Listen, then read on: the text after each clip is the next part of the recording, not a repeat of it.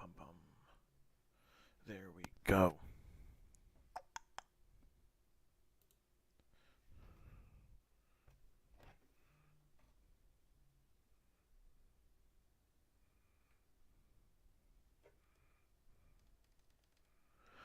Hello everyone. Hope you're all doing okay. I'm gonna be a little bit more quiet this stream because this is like my ASMR stream. No, because my family's not fully awake yet, so I'm gonna be a little bit more quiet this stream. So hopefully I turn down the desktop audio just enough so that you guys can hear me better, because I'm not gonna be talking as loud. But just in case, I'm gonna turn down the desktop audio just a little bit more, and now we should be good to go. Hope you're all doing wonderful. And let's jump right into it.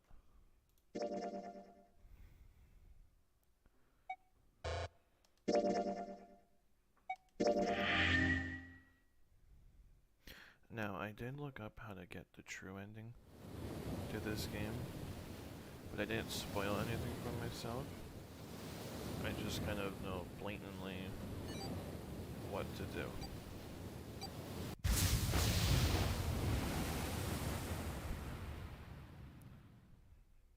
So, yeah.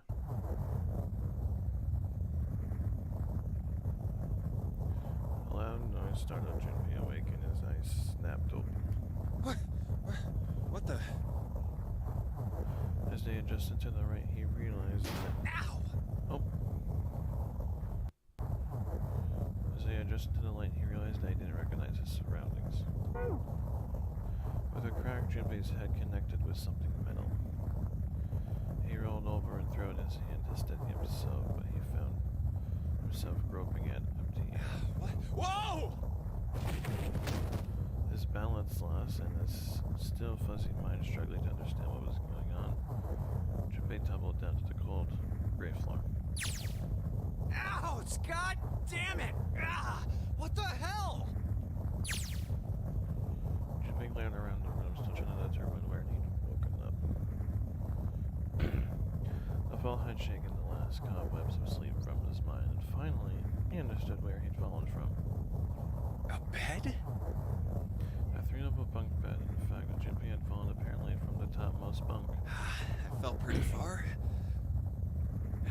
That really hurt. His shoulder hurt, his knee hurt, his hip hurt, his entire body hurt. I feel a bump forming on his forehead where he'd slammed it against the low ceiling. Damn, my eyesight's kind of blurry. Must have hit my head. No, wait. That's not it. At first, he thought the tremor that ran through his legs was just another effect of his rude awakening. But as he looked around, he realized it was real. The whole room was shaking. An earthquake! But it's shaking too fast for that. And again, Junpei had no idea what it was, if not an earthquake. Anyway. Junpei rubbed the growing bump on his head. Gingerly climbed to his feet. Of course, he starts streaming the moment I start watching that one video I've been wanting to watch the past few days. I'm sorry, Delta. Good to see you, though. Sorry. Thanks for coming. Glad to have you here. And muttered to himself. Where am I? I'm not quite sure if you heard, but I'm going to be a little bit more quiet this stream. It's still kind of early morning for my family, so I'm just going to keep it a little bit more quiet. Oh, what was that? His pain momentarily forgotten in the face of the confusion of his circumstances. Junpei looked around the room once again. Minutes passed while Junpei struggled to get his bearings. Then, as suddenly as they had begun, the tremors ceased. Wait, it stopped? By the way, Delta, can you hear me well, or should I turn down my desktop audio more, or should I turn my microphone up? because I've been playing around with settings and I just turned my desktop audio down even more because I'm going to be a little bit more quiet. But can you hear me well? A cold silence fell over the room. From somewhere...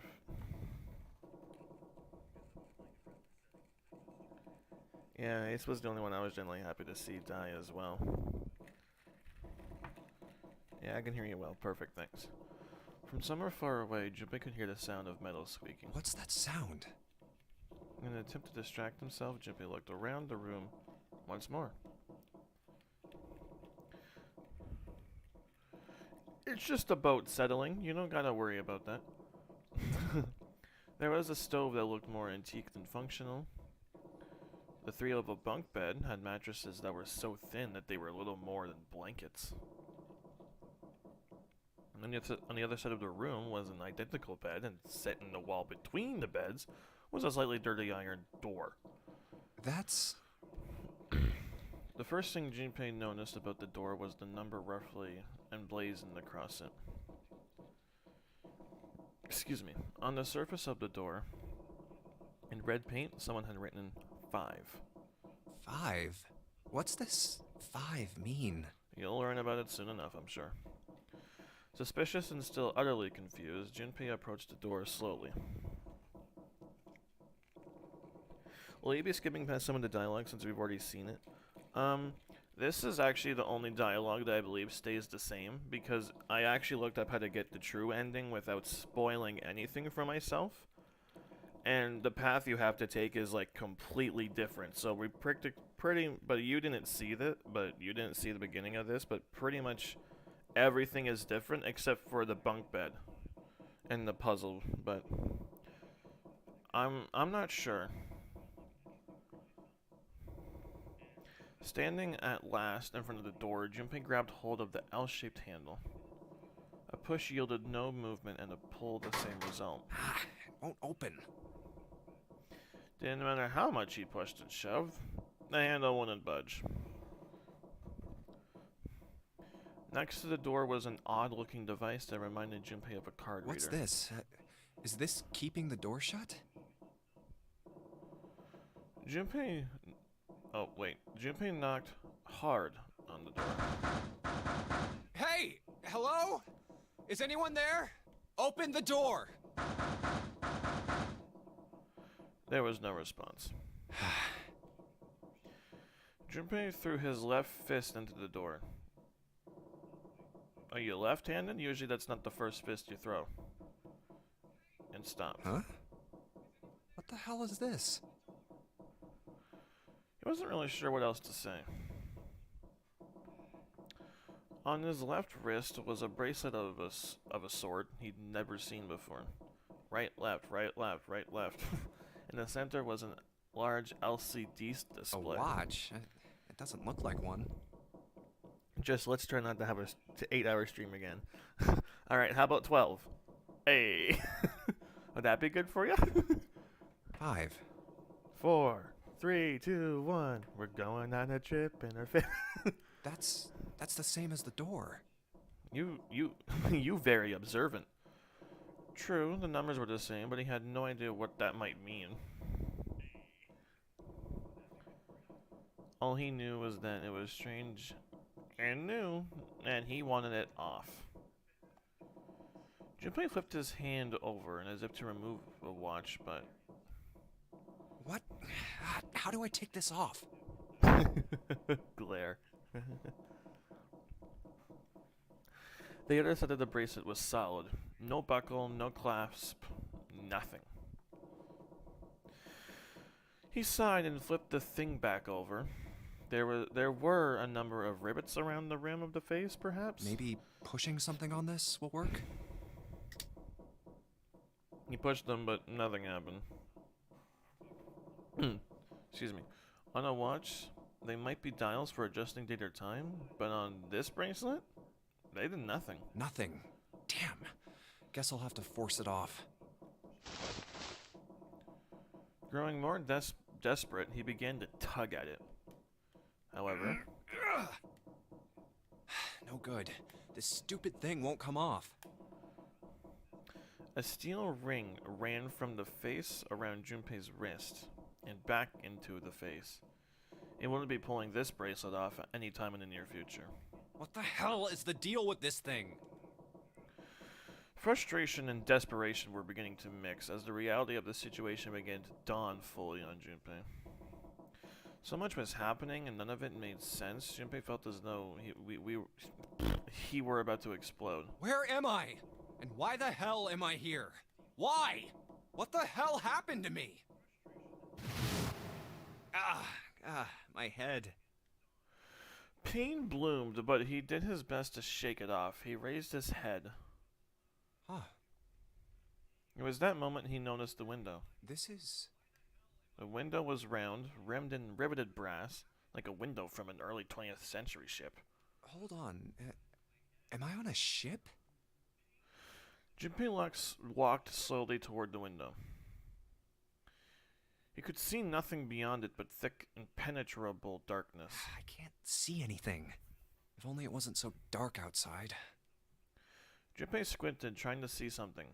Anything. It was at that moment he knew he fucked up. Huh? What the? Oh, you gotta be kidding me. What the hell is going on here?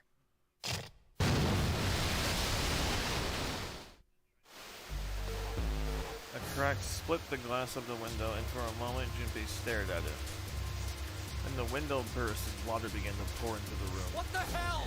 God damn it! Junpei yelled and spun around. His feet slipping on the water already coming through the window, he ran for the door. Hey! Anyone! Is anyone there? Come on, if you're there, say something!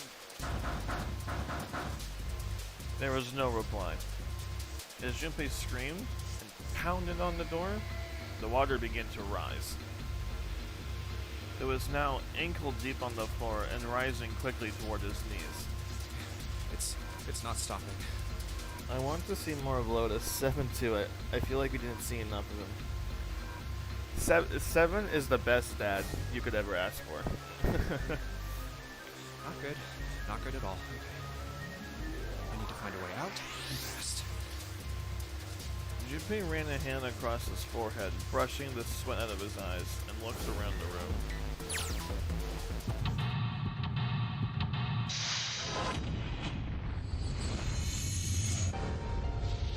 Now, if I remember correctly...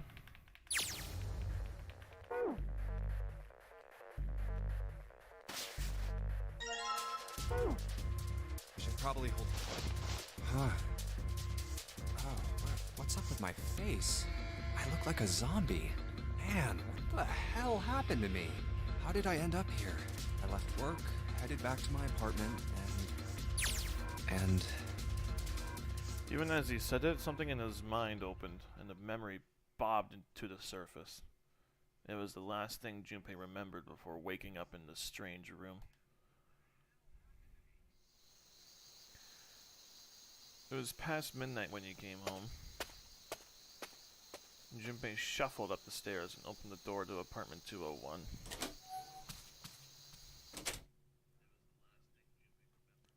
Sojiro.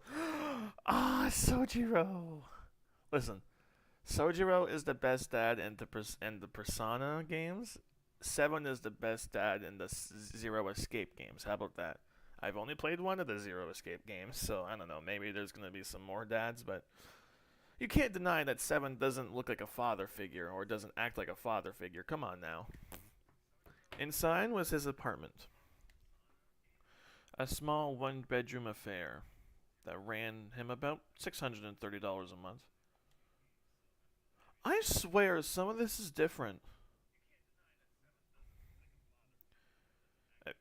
I feel like some of this dialogue already is different. He moved into it when he entered college, and so far he'd been there for 3 years and 7. I feel like this is different. I don't think I learned about this the last time. Not like anyone will respond. The voice lines are different, but so far this is different, I think. Because I don't remember this the first playthrough around. That's when the window was open and then the room filled with gas. He stepped inside and turned on the lights.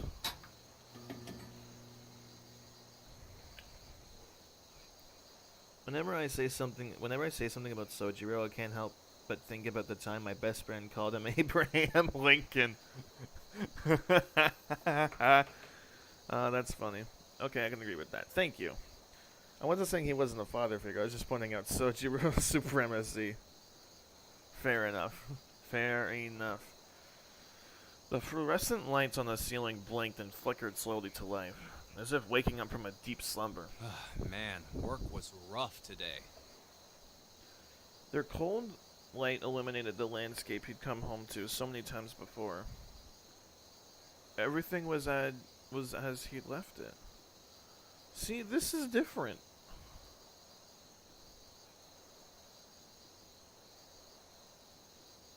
I don't remember reading this before. The magazines piled up in the corner, the textbooks collecting dust, the CD cases covering the floor, the jeans and t-shirt he'd worn the day before, then tossed onto the floor. There was one thing that didn't belong, however, the window. Huh? A breeze. Yeah. The white curtain framing his window swayed gently in the cold wind. Huh, that's weird. Did I leave that open? Junpei walked toward the window, trying to remember if he'd closed it or not before he left. One of the pans was hanging open. He stuck his hand in and looked around. Everything looks okay. I must have forgotten to close it. He closed the window. Then it happened. What? See, and that's when you should have reopened the window and jumped. You're only in a 2-story apartment. It's not like you would have had major injuries or broken your knees or something. Just jump out and run. Junpei turned and found himself face to mask with a man dressed in all black. The man wore a deep hood and a bulky gas mask. His face was entirely hidden. Who are... Suddenly, he couldn't finish. Junpei tried to yell, but all he could manage was a strangled croak. I can't... Junpei collapsed to the floor, a crumpled heap of limbs like a discarded puppet.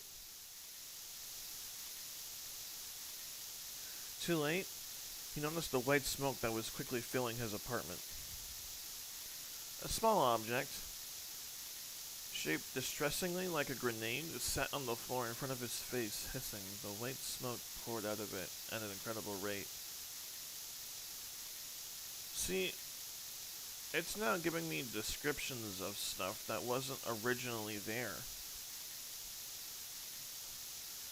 The smoke had grown so thick that the details of Junpei's apartment began to fade into the white haze. He could feel his mind begin to fade as well. A white haze that was not the smoke creeping into the edges of his vision. Consider this a privilege. You have been chosen. Oh, well, thank you for such a great privilege. A rasping voice wormed its way out of the gas mask. It was cold and harsh, and distorted in some way Junpei couldn't put his finger on. You are going to participate in a game. The memory game. It is a game where you will put your life on the line. That was the last thing Junpei remembered. The white smoke overpowered him. The masked man faded from his vision, and he felt his consciousness fall away into the white mist. That's right. That guy with the gas mask. That son of a bitch must have taken me here. When I get my hands on him... Well, for all you know, Junpei, Zero might actually be a good guy. We don't know yet. Be right back. Got you. He ground his teeth in frustration and strained to remember anything about his attacker's figure. Well, I guess there's no way to know if that was a man or not. The voice had been called in mechanical, likely passed through a voice changer. Well, duh. And the body had been covered in a thick cloak. Just who was that? They said, you have been chosen. What it might mean was beyond him. What the hell is going on? Why me? There was only one thing from his memory that seemed important. You are going to participate in a game. The Nonary game. It is a game where you will put your life on the line. The Nonary game. Huh. What the hell is a Nonary game? God damn it! With a yell, Junpei drove his fist into the mirror.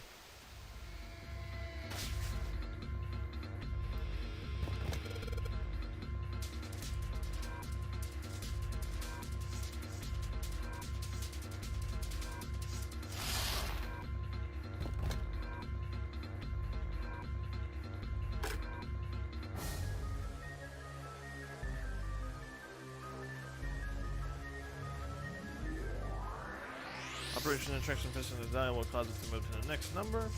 Entering 4 numbers this way and then press the key. Then the numbers are correct, it will unlock.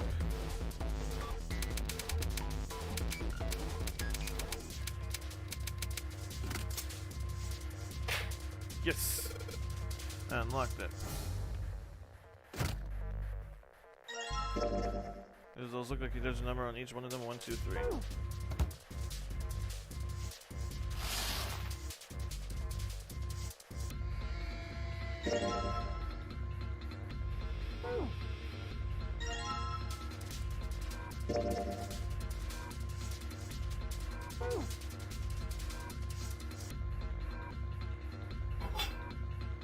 Oh, looks like there is a key.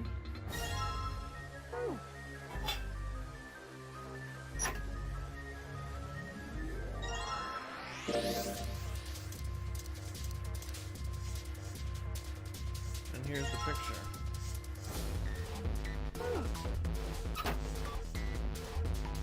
Now, if I remember correctly, it's... yeah. So what are the blue numbers again?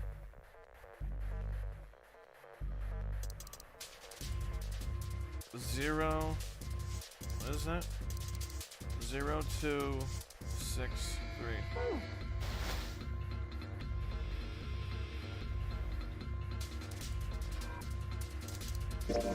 Nope.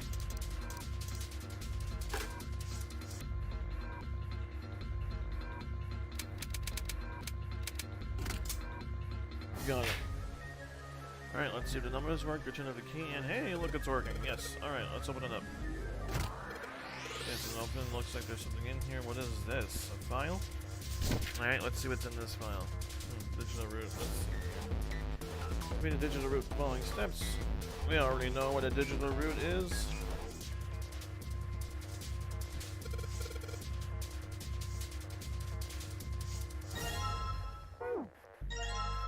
The material has been added to the file screen.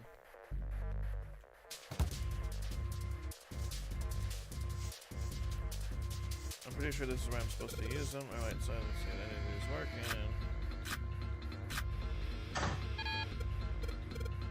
Oh, it's not working. Why? God damn it. No, that's right. I still haven't used...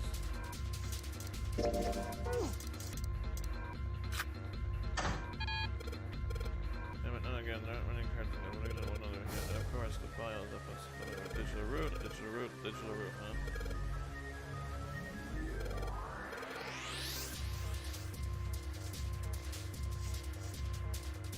Alright, so I need to get 14. 8.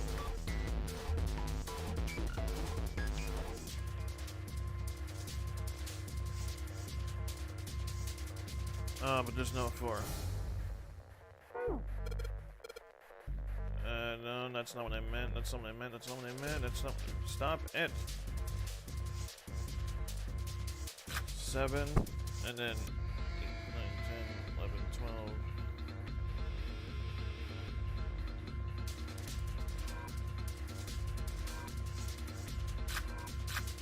Boom.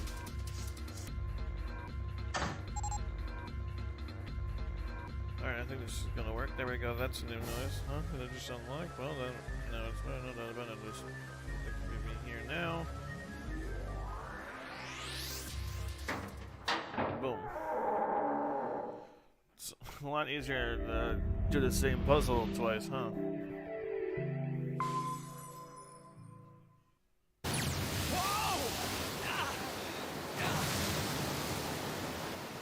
Accompanied by a wall of angry water, Junpei shot out of the room and into the opposing wall. Ow! The water tossed and turned him like a washing machine, and he only stopped rolling when he hit his head on the wall. Ah, my head. Wait, is it over? Wasn't the original fine? It felt like you got flushed like a toilet or something like that. That felt too much like being flushed down a toilet. Damn. Oh, there it is. Okay, I'm back. Hello, Delta. Junpei struggled to... Oh, you know what I am going to do for you, Delta? I forgot. Well, better than drowning, I guess. There we go. Well, better than drowning, I guess. Yep. Am I in a hallway?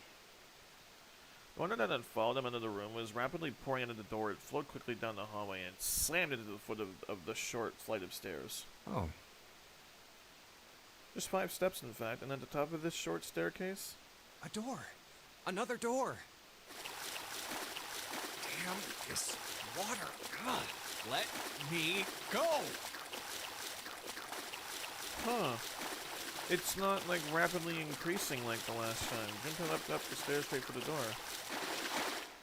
Huh, It's not... yes, the water it isn't opened. rushing or something. The door burst open and Junpei exploded out of it, only to freeze in his tracks. What other possible response could there have been to what he saw? What?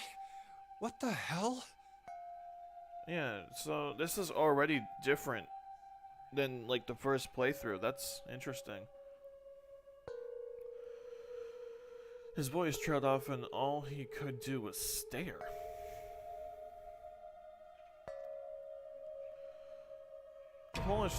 A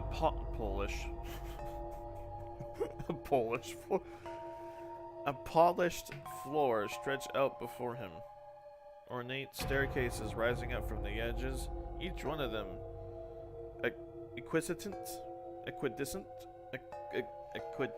from the others.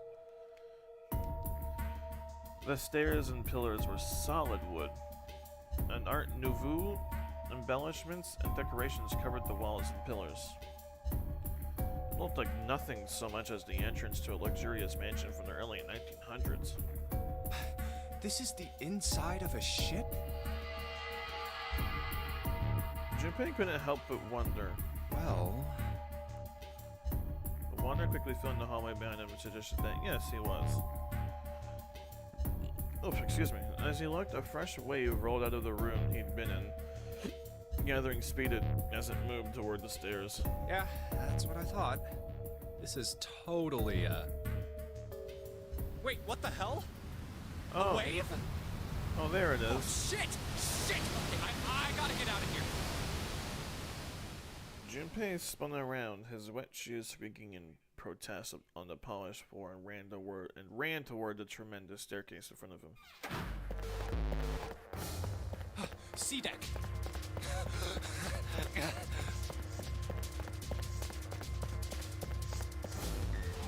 B deck. Hurry! Hurry! As he ran, he glanced quickly at the plates mounted on the wall. Hey. What? Whoa, whoa, whoa, whoa! As he ran, he glanced quickly at the plates mounted on the wall, noting the decks of the ship. A deck's next. He took the stairs two at a time, not entirely sure when he would find himself, as he began to wonder where in fact the stairs did lead. What? Jimmy saw another person in the corner of his eye. People! He stopped short, nearly tripping over the next stair, and looked. It wasn't just one person he'd seen. On the landing to the left of the stairs, there were 4 people staring at him. On the right, 3 more. Snake and Ace. A lot of people. All told, there were 7 of them. It looked as though they had been on their way down the stairs. They'd stopped short when they saw Junpei, their eyes wide. He'd done the same, of course, and now they stood there, staring at one another. Junpei didn't move. One foot placed awkwardly on the next step in the middle of a stride. Who were these people? Good friends. And you better treat them with respect, Junpei. This entire interaction lasted only a matter of seconds. The woman spoke to Junpei in time again to move again. I guess there's another one of us now. A dancer? The woman was dressed, Junpei thought, rather like a dancer. Her clothes covered very little and her jewelry a little more. No, I'm not. You better get moving. With no further ceremony, she ran straight past Junpei and toward the doors behind them. Oh, okay then. The sudden proximity of a woman with such striking assets left Junpei momentarily stunned. But the others wasted no time and quickly followed the strange woman. Silver hair? Huh? The first to pass Junpei was a young man with silver hair. He threw a quick glance in Junpei's direction as he ran, muttering. One of us, huh? What? Nothing.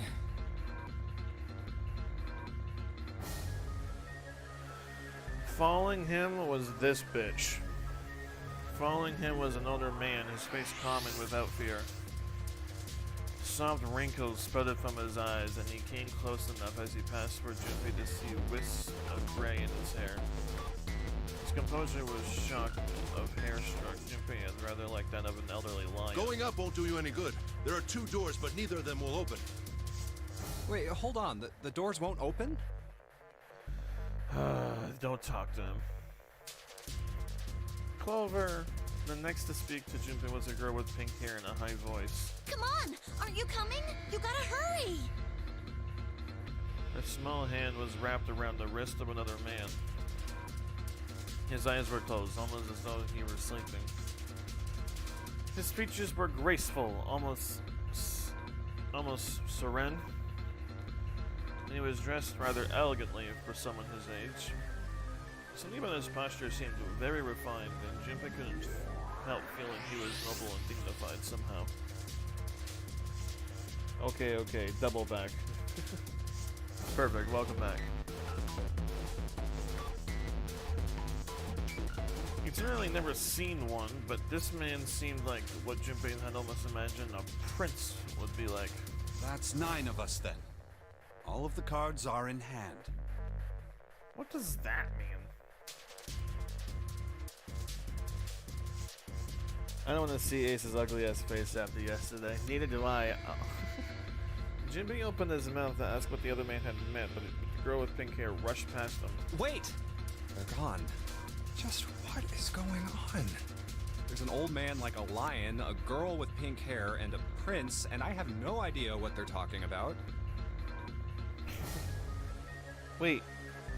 I see you made me a mod. You're welcome.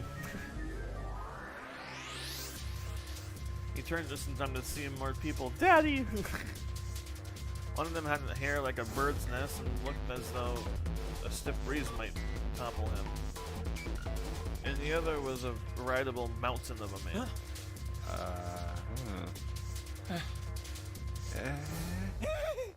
Ah!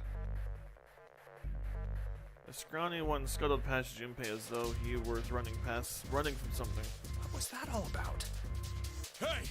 What the hell are you just standing there for? Didn't you hear him? The doors on A deck are no good. We gotta check the doors on B deck. Got it? Now go! Before he had a chance to respond, the man laid a massive hand on Junpei's shoulder. With no more effort than Junpei would have used to brush aside a fly, the man shoved him out the way. Thrown off balance by the man in recent events, it took Junpei a few steps to get his bearings. He finally regained his balance and looked up at what the other 7 had been running toward. Hey, man, that was dangerous. Huh? There were 2 pairs of large iron doors set into the wall in front of him. They looked quite sturdy, and each had handles jutting from them. Written across the surface of each door in red paint was a number. The door on the right, 4? And this one says 5. 5. Ah! They're the same. The guy Junpei decided to call Silver was mumbling to himself. The room I woke up in had a number on the door just like that. You too, eh? With an arched eyebrow, the lion looked over at Silver. Don't you talk to Silver. Silver's my boy, okay?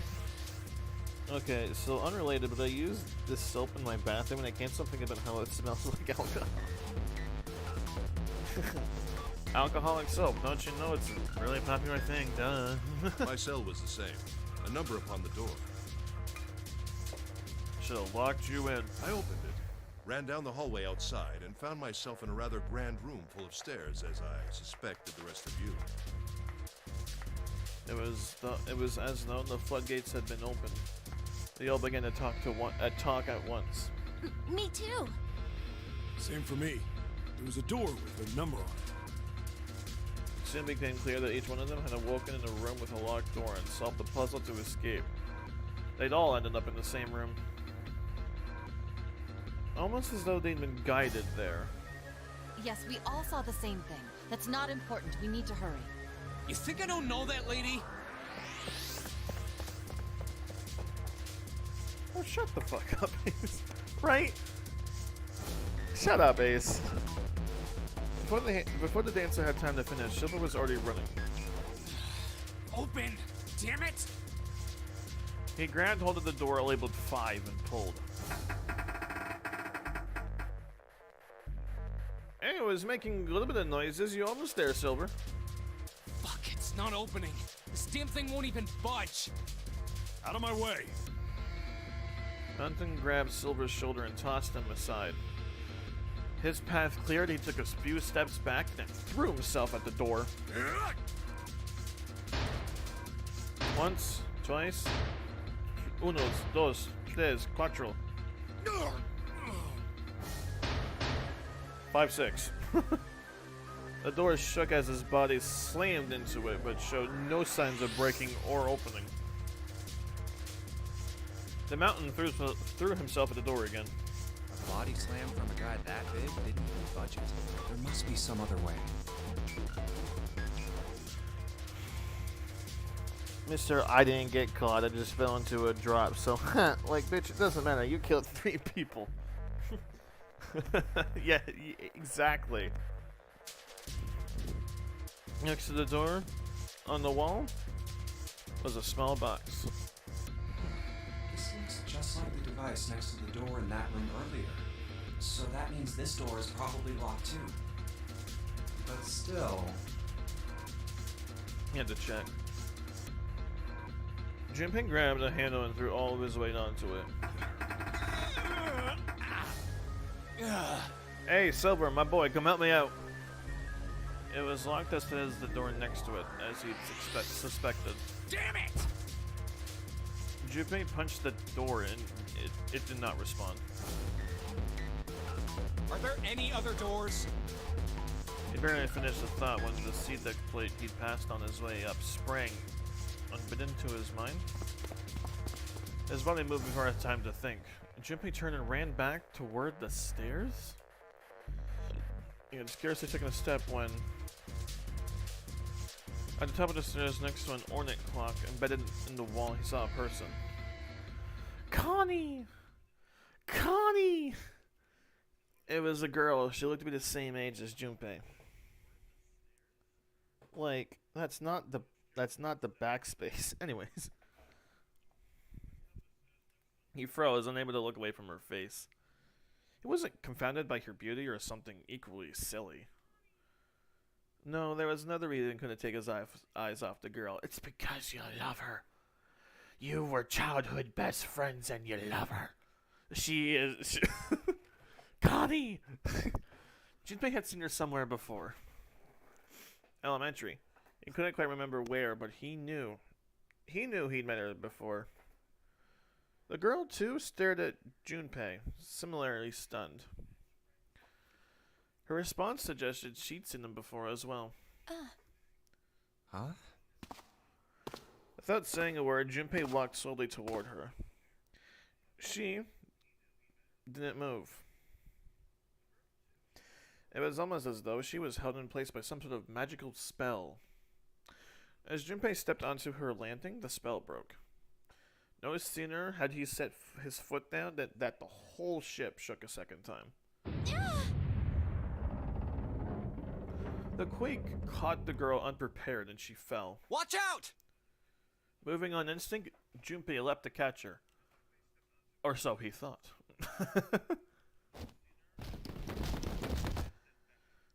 Oh. Like, imagine somebody getting getting arrested and then they're just like, I didn't get caught for committing murder. I got arrested for committing murder.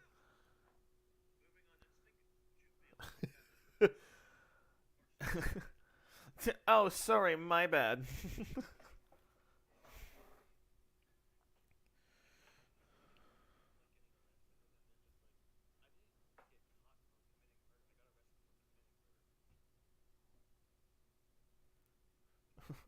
Right? Like, it's... Oh my gosh. I didn't lose to I didn't lose to you. I lost to Zero. Bitch, you lost to all of us. You're dead. Her face was far closer than it should have been, mere inches from his own. Yeah. He was flat on his back, and she had landed squarely on top of him. The girl seemed as confused as he did, and her face suggested she still hadn't fully recovered from seeing him. For a moment that seemed to stretch for a very long time, they stared at one another. The ship stopped shaking. Everything was quiet. Water could be heard from the bottom of the ship, lapping faintly at walls and ceilings, but eventually that faded as well. The silence was complete, a thick, muffling blanket. At last, the girl opened her mouth. Oh my gosh! Is that you, Jumpy? Connie! Jumpy.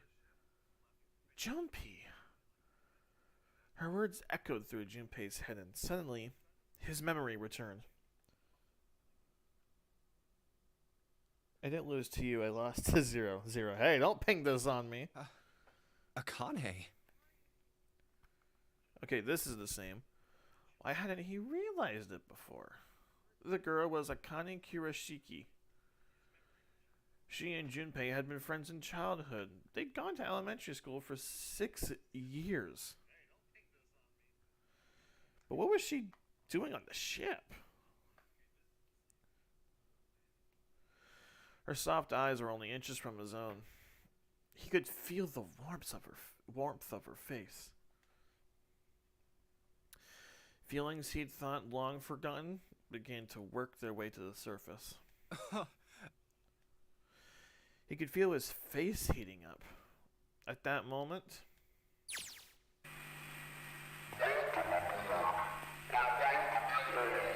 Okay, wait, is What? it... What's that voice? Her 7 companions had heard the voice as well, and many of their faces had gone pale. They looked around frantically, desperate to locate the source of the voice. At last, they found it. A speaker set in the ceiling.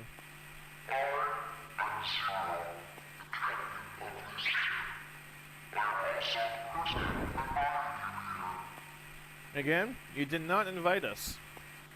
You kidnapped us and threw us in this ship. That's not what I call an invite. Usually that's more verbal than forced, but, you know, we'll work on that. The voice was harsh, obscured occasionally by the crackle of static. This is... The guy in the gas mask. That guy in the gas mask! Ah, it was that guy in the gas mask. Dang it. Hey, asshole! What the hell is this? I'm assuming this is the same. Yeah, this is all the rules and whatever the heck else.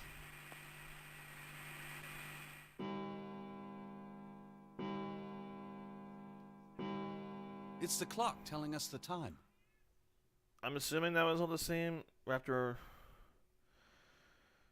this 9 hours is time to make your escape. Seek a way out. Seek a door that carries a 9. Only 3 to 5 people enter through one numbered door. Yeah, I'm assuming this is all the same.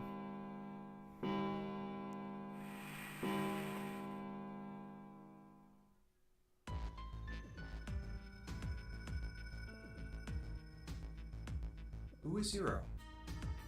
Wait, what? Hey, hey, you bastard! What do you mean by that? Come out here, you asshole! That is the case, then you can. I need to escape by 6 a.m. tomorrow. Yeah, this is all the same.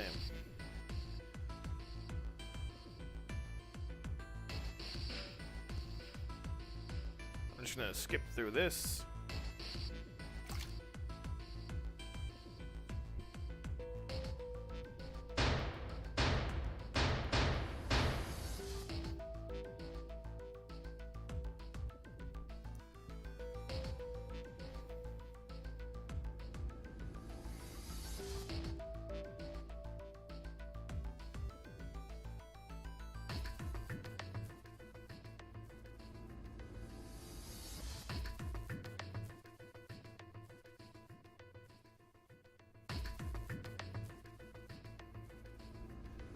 This is where we come up with nicknames. Because Santa, Lotus is 8, Snake is 2 because of Snake Eyes, 4 is Clover, June is 6 because that's the month, and then everybody already knows my name.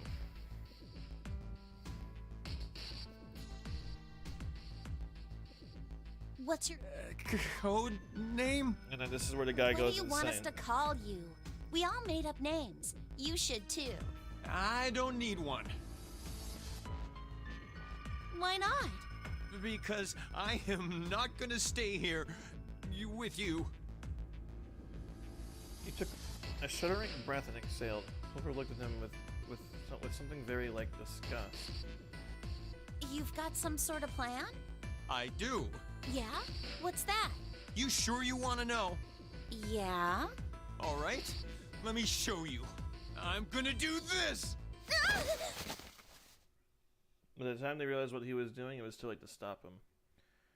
A man's body lived like a snake's. No, Snake moves like a snake. Did you see how he was crawling towards Ace at the very end? He had 5 bullets in him, and he didn't give no. Actually, no, he had all 6, and he didn't give no cares. In the blink of an eye, he had slid around behind her and wrapped his arm around her waist. Hey! What the hell do you think you're doing? Silver leapt forward toward Clover and the 9th man. He was halfway there when... Stay back! Suddenly, the man's hand dove into his pocket. Ah! He held it to Clover's If you pale, get any quivering closer, neck. I'll cut her open! Don't worry, Ace does that for us. Yeah, that's right. The man's smile was neither friendly nor reassuring. Sweat poured down his neck, soaking the collar of his shirt. Clover, are you all right? Oddly enough, that reminds me of a time my dad beat a snake to death with a broom.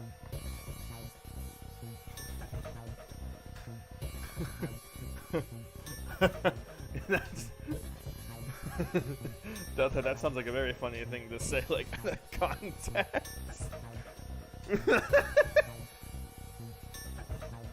He broke the damn broom. Poor broom. Snake's voice sounded oddly concerned. You'll understand why later. Yeah, I'm fine. Her voice shook, making her words even less convincing. What the hell are you trying to do? I told you. This is my plan. What are you gonna do to her, you sick son of a bitch? Don't worry. I'm not gonna do anything to her. If she just does what I tell her to, I'll let her go. He started to move backwards, slowly keeping his grip on Clover. Don't do it! You know that Ace lied to you! Don't do it, Ace has lied! slowly. That's right. Just follow me. Keeping their distance, Junpei and the others followed. Eventually, the man reached the wall. He gave a start as his back touched it, then glanced around quickly and spoke. Here, verify.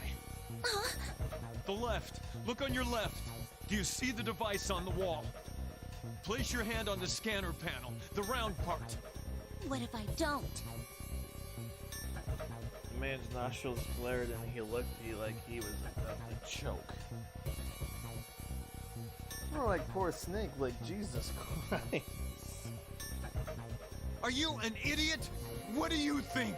I could slit your throat right now. I'll kill you if I have to.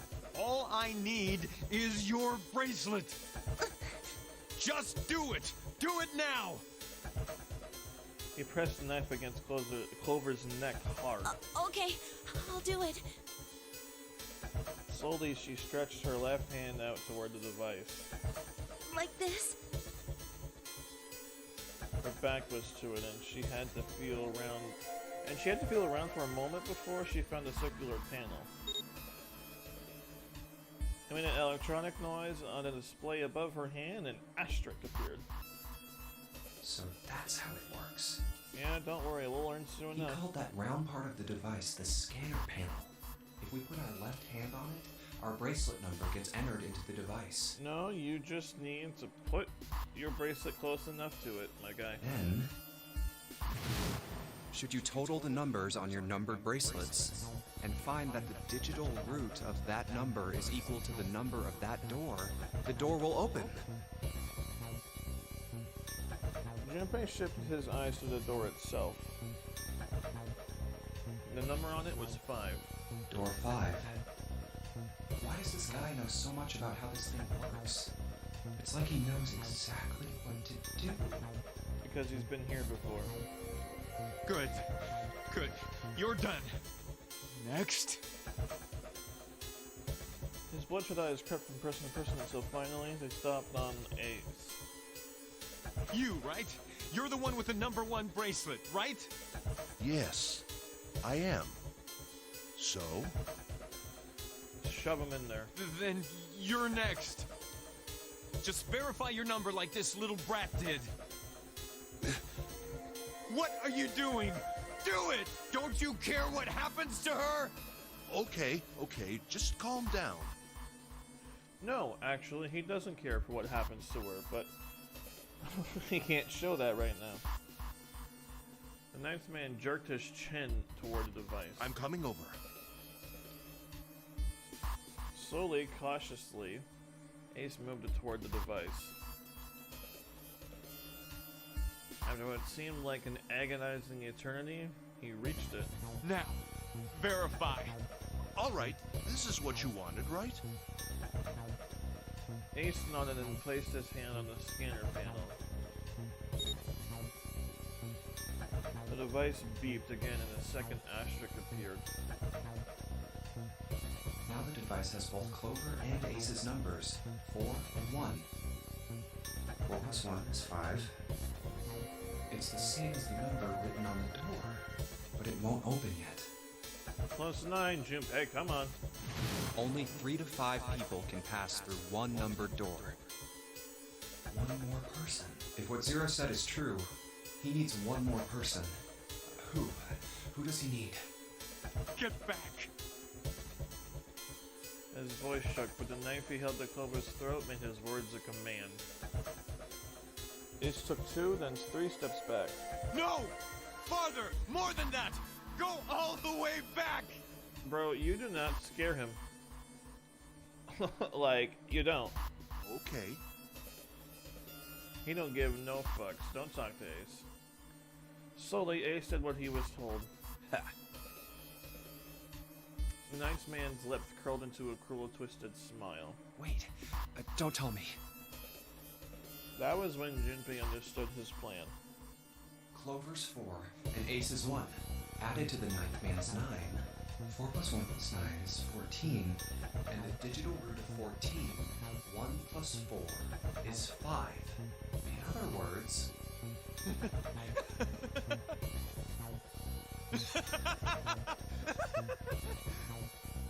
Thank God you were all so cooperative. Now I can get out of this nightmare. He pressed his own hand against the scanner panel. A third asterisk appeared on the screen. He dropped his hand to the lever on the side of the device and pulled.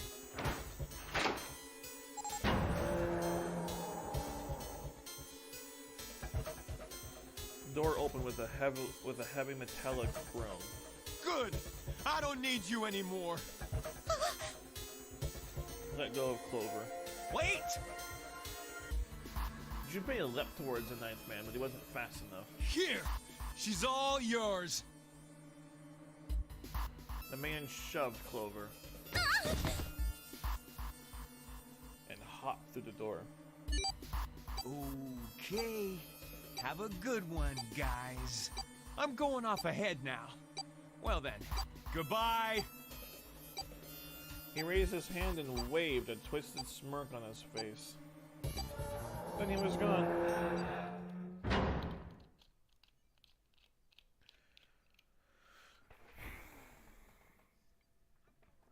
It was just existing. Don't you care what happens to her?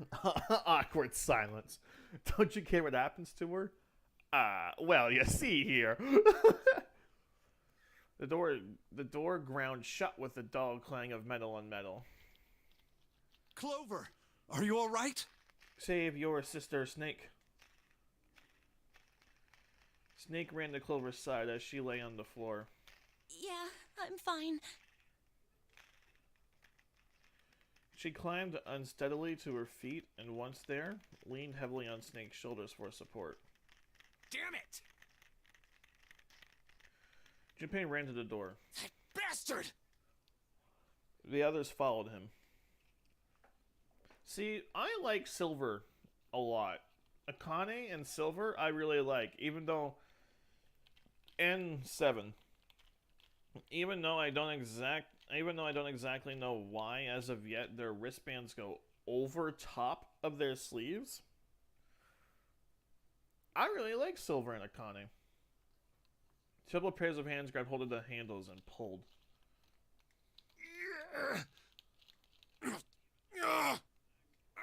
Open, damn it! They grunted and strained, but to no avail. The door wouldn't budge. Shit! It won't budge. That was when Lotus, the dancer, spoke. Her voice was quiet. Do you hear something? Like, what? Like some sort of beeping. Junpei pressed his ear against the cold metal of the door. The others did the same. You're right. I can hear it too. What is it?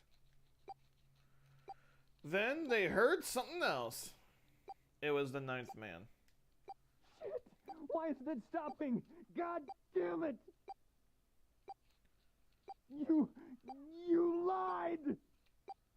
Lied? This wasn't supposed to happen! Fuck you, Ace. This is wrong! This is wrong! His voice shook with fear. Open the door, please! I'm begging you! Help me! Please get me out of here! Get me out of here!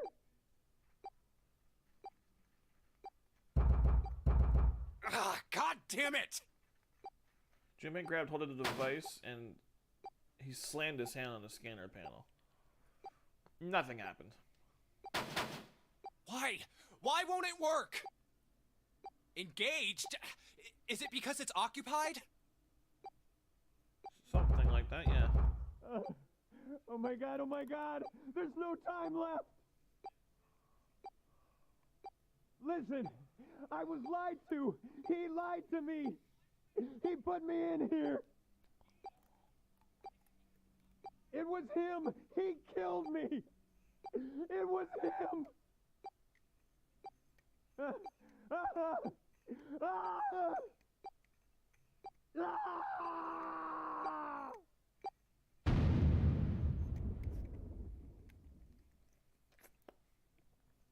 Fuck you, Ace. The explosion rocked the room. Instinctively, they ducked, and then stood up slowly when they realized there was no danger. No one spoke. Silence filled the room. A beep? All eyes turned toward it. Did that thing just make that sound?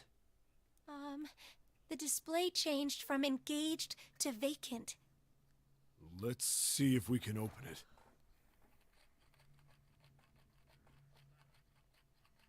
So when does he go boom? You mean Ace? Okay. 7. The mountain swallowed hard. Junpei nodded and placed his hand on the scanner panel. A red asterisk appeared on the LCD panel. Well, it registered my bracelet number. But it won't open with one person. We need at least 2 more people. What to do? 5 plus 3, 8. Yeah, that could work. Santa and, June, you think you could give me a hand here? The pun was a little too on the nose, but the mood was still grim. Both Santa and June lifted their left hands silently. He verified and she followed suit. 5 plus 3 plus 6 is 14. The digital root of 14, 1 plus 4 equals 5. This should do it. Now we just need to pull the lever on the side. Delta, what do you mean by when does he go boom? You guys ready? I'm gonna open it. Junpei grabbed the lever and looked back over his shoulder. They stiffened and nodded. Junpei nodded back and set... There we go. And set his mouth in a grim line. Then he slowly lowered the lever.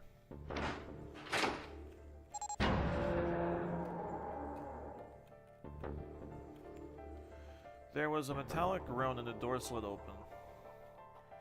A breath of air drifted out of it, carrying a stench that nearly made them gag. Junpei grimaced and put a hand over his mouth. Oh my god. Good God. Otis and Ace shuddered. Seven grunted. Whoa, that's pretty bad. Even Santa's voice shook. He blew up. It appeared that Santa was right. The hallway on the other side of the door was splattered with chunks of torn flesh and dark red blood. The shriek echoed across the room. It had come from June. Then her strength left her and she dropped. As Junpei turned to catch her, the door groaned shut.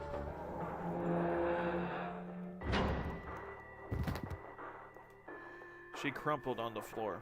June, are you okay? Junpei dropped to his knees and put his arm around her shoulders. That was when he noticed. Her whole body was feverish. She was radiating intense heat. What the hell? Where'd this fever come from? June didn't answer. Her face looked like wax and her whole body began to shake. All right, okay, let's just rest for a minute, okay? You think you can walk? She nodded weakly. Junpei lifted June to her feet and guided her to a nearby chair. Here we go. As gently as he could, he set her down in it. How are you feeling? Are you all right? She nodded, and as she did, a single huge tear rolled down the side of her face. Why? Why did this happen? Her voice cracked, broken by misery and grief and choked by sobs. Why did this happen? Junpei spun around. Do any of you know what the fuck is going on here? Ace does. Who's Zero? What's this nonary game? Come on! Anybody? Anything? What? What the hell is going on? What are we doing here? No one spoke. Ace, Snake, Santa, Clover, Seven, Lotus. They simply stood there. Some in pairs of downcast eyes and some in grim lines from their mouth. June's body shook with silent sobs. They slowed as the minutes ticked by and eventually they stopped.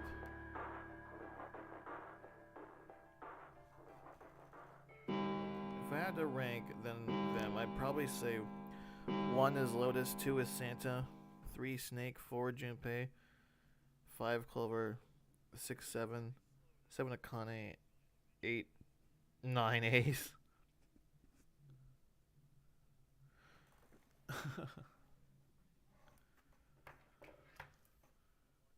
Oh, crap. Give me 1 second. I think my controller has just died. Probably because I was using my PlayStation controller for 8 hours. But we're not going to talk about that. 1 second.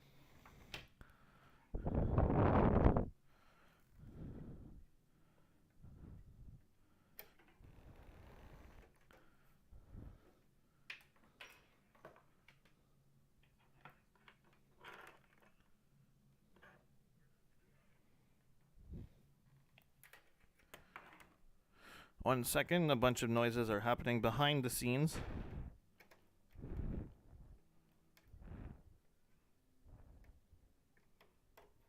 Get in.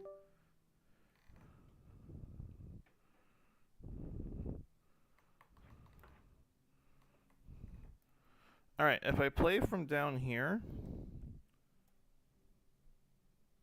if I just let it charge for a little bit as I go through dialogue, then hopefully it should have enough charge for a little bit later.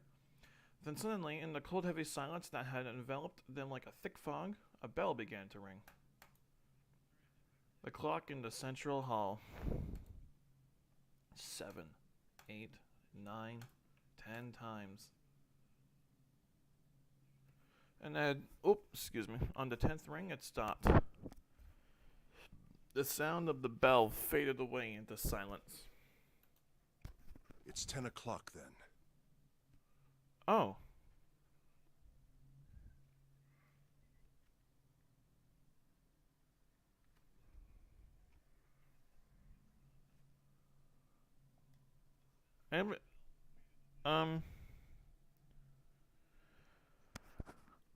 Is anybody else hearing anything? Because I'm not hearing anything now. For some reason. That's really weird. Did I do something wrong?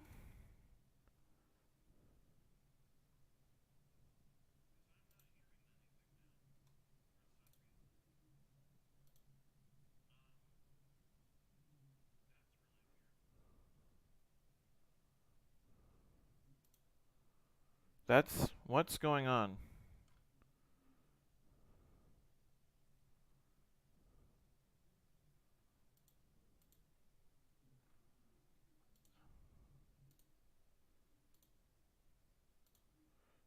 That means it's been an hour since Zero's little announcement. Okay, can you, can you, Delta, can you hear that? I don't know what just happened, but I think I got my audio settings back because I can hear it on my side. But can you hear anything on your side?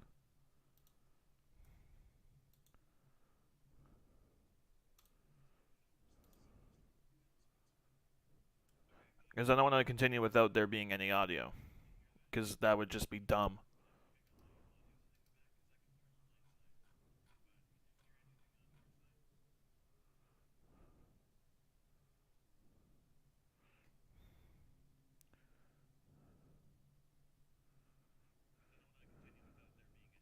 I'm just going to assume that there is audio. Because I think I saw the desktop audio move for a second. Unless if I do make sounds happen and then do something. I can hear you. But can you hear the game? If I do this, can you hear that? Or no? Because for some reason I couldn't hear anything for a while.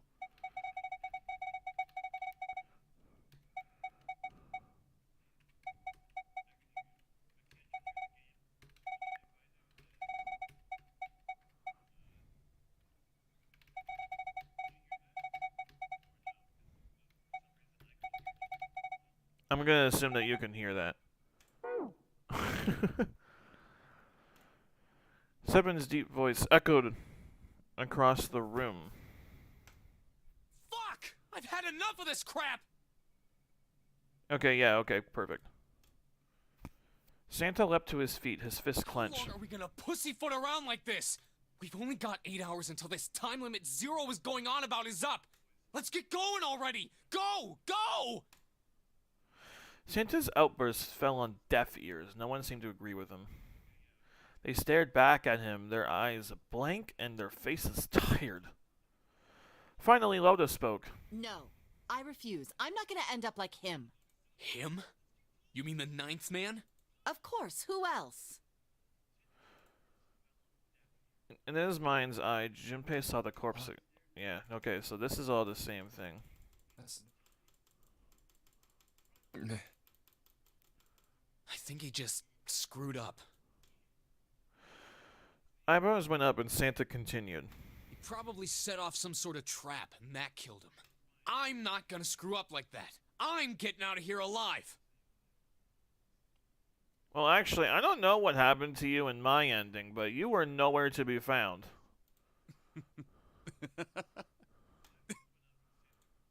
What's so goddamn... Oh, my apologies. You were just, so very confident. I couldn't help myself. Oh yeah, and this is where we read the rules again. Oh yeah, and I need to do this.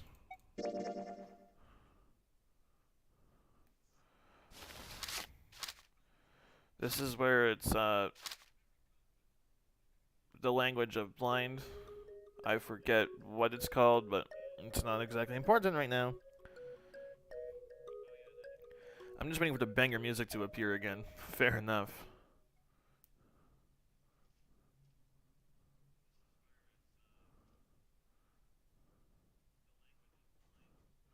Yeah, now we're all talking about the gas mask. Their siblings. Me and Akane are childhood friends.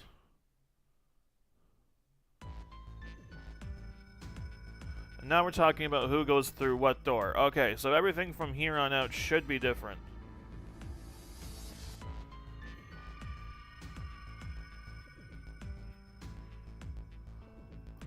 $8365. What should our digital route be for?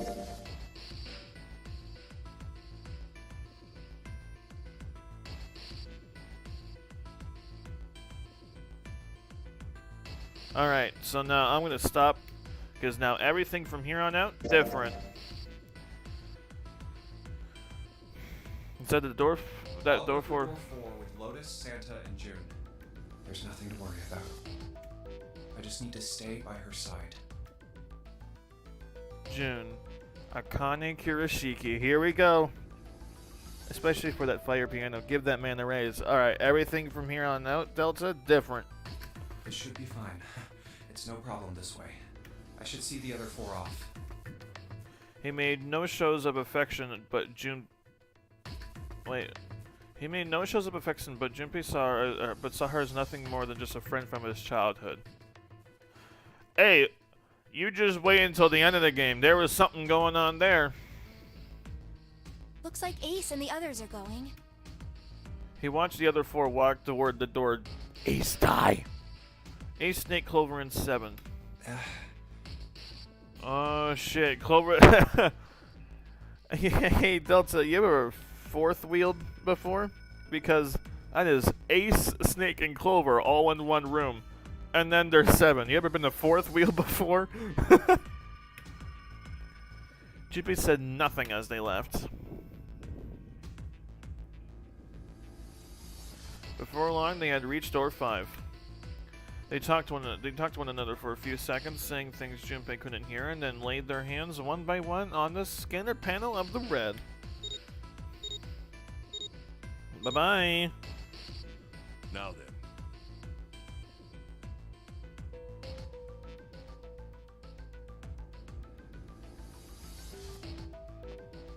Hold on just a second.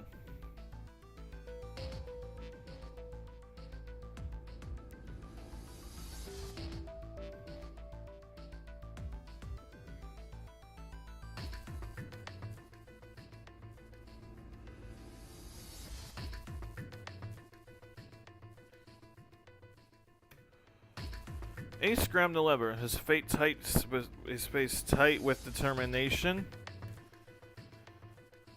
He turned over his shoulder to look at Junpei and his companions. Goodbye. Be careful. Don't be careful. You can die. I probably have to go around 5 to 6, dinner and such, and after I eat, I plan on. Oh, okay. So then I'll probably stop around that time just to get our bearings or something. As Ace pulled the lever, the door swung open. The mouth of a great, hungry beast.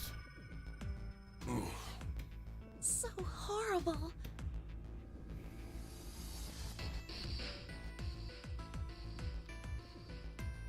Beyond the door, Junpei knew lay the sad remains of the ninth man. It did not surprise him that Ace, Clover, and Seven hesitated. The body was not a pleasant thing. Ace is not hesitating because he's scared.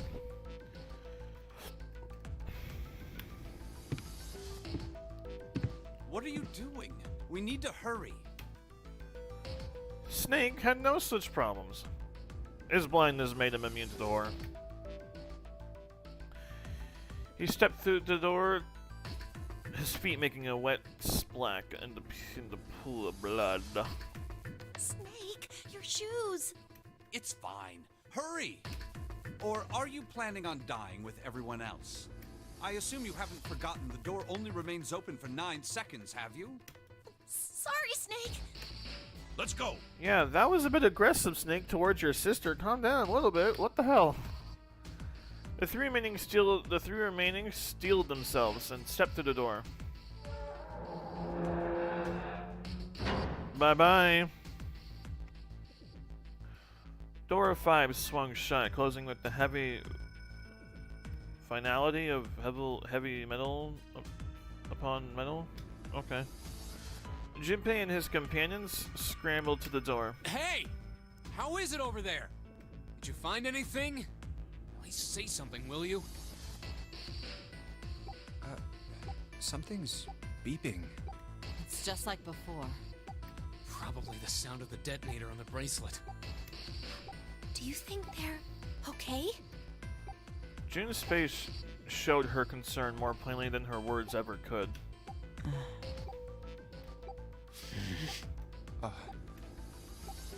Almost his own response to her question, a voice rang out from the other side of the door.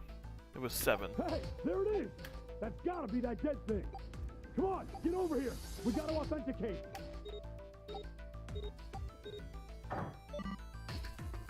The Hey. beeping stopped. See, they're good. The sighs of relief were audible, even through the heavy door. Whew. Looks like it stopped. Junpei and his companions leaned away from the door and breathed a collective sigh of relief of their own. Hey, guys! Are you doing alright over there? They'd heard Seven's voice, but it wouldn't hurt to be sure. Yep, we're fine. Despite the recent danger, Clover's voice was as bubbly as ever. Oh, hey, I'm gonna tell you about this whole dead thing, okay? The dead is just like the red, but the color's different. You know how the red was red? Well, the dead is blue. Other than that, it's just like the red. Authenticating is the same too. Awesome! Thanks! That helps a lot. Well, we should probably move on now. You be careful out there. Roger that. Shut up, Ace. I don't want to hear it from you. Junpei and the others left door 5 and headed toward door 4. Now it's our turn. I'll go first. Category is stay alive. They stood in front of the red and placed each of their hands upon it.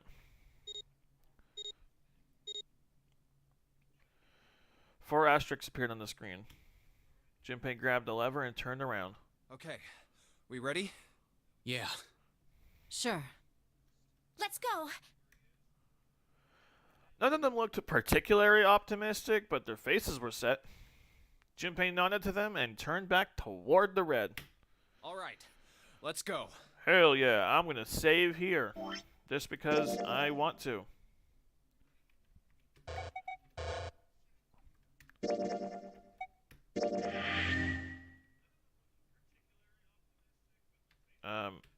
No. Alright then, let's go. With strength and determination, he pulled the lever. Open sesame. Run! Damn. The 4 of them leapt through the door together. The moment they had passed through it, they each heard a cold electronic sound coming from their left wrist. In the center of each bracelet, a red skull appeared and began to It's flash. counting down. The detonator's countdown had begun. The long moment that each of them spent staring at their wrists.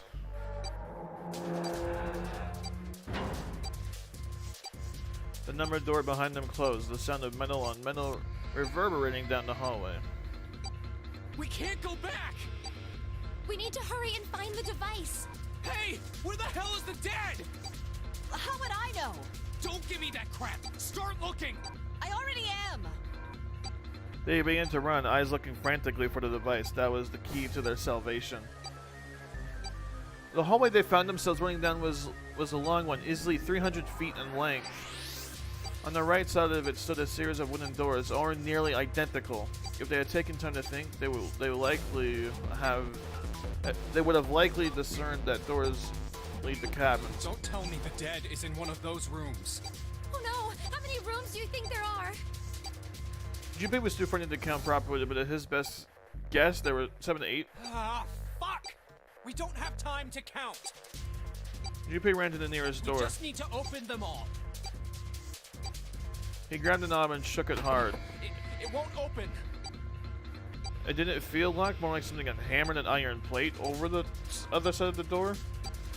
Junpei turned to find another door and saw that his companions had already run to the doors, each of their own. They did not seem to be having any more success than he had.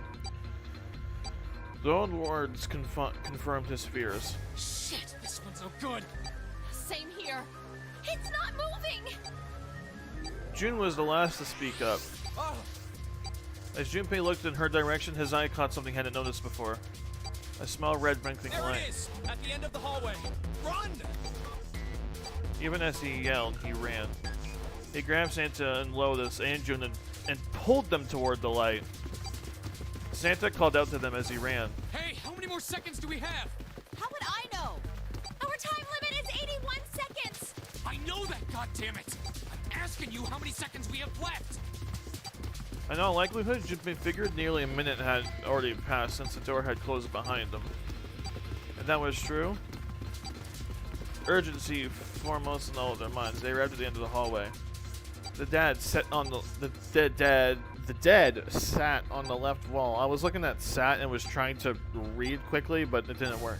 The dead sat on the left wall, blinking almost tauntingly at them. Hurry! It's the dead! Get over here! Junpei grabbed hold of the machine, his hands slick with sweat and shaking. He slammed his hand against the scanner Come panel. on, everyone! The other 3 quickly followed suit. With a grunt, Santa yanked the lever downward.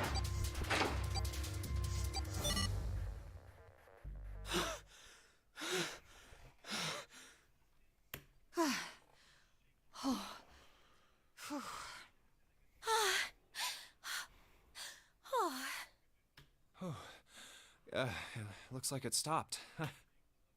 His hands beginning to steady, Junpei wiped away some of his sweat that he had beaded on his forehead.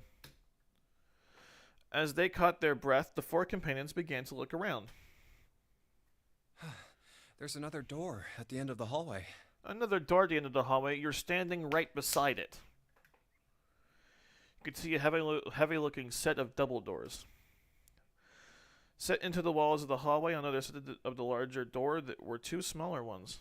Let's try this one first. And of course it won't open. How many times had he come across similar doors with similar results, he wondered? Or perhaps he corrected himself, more a lack of results? Whatever the reason, the door remained firm and unyielding, and refused to allow Junpei or anyone else passage. You shall not pass! That's the guy symbol. Above the keyhole was a small symbol engraved in the brass. What's this mark?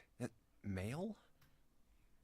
He wasn't quite sure what to make of it and stared at it for a moment in confusion. It was June that corrected him. No, not exactly.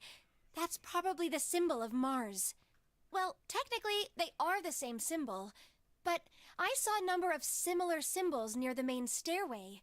The symbols of the solar system. Oh, that's right.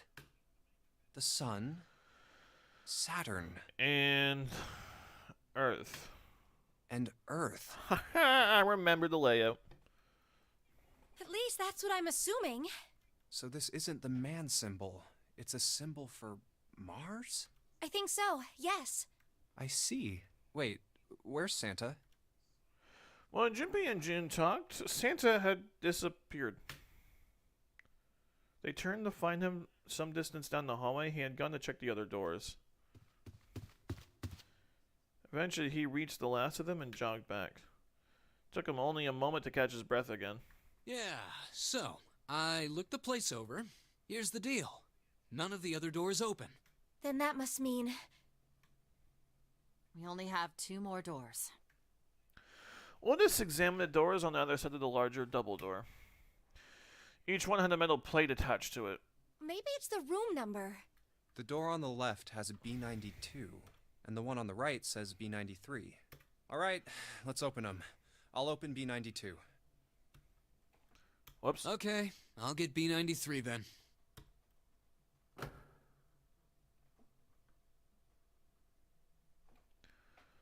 Jimmy put his hand on the doorknob, and Santa moved to the other door. They made it through the numbered door alive.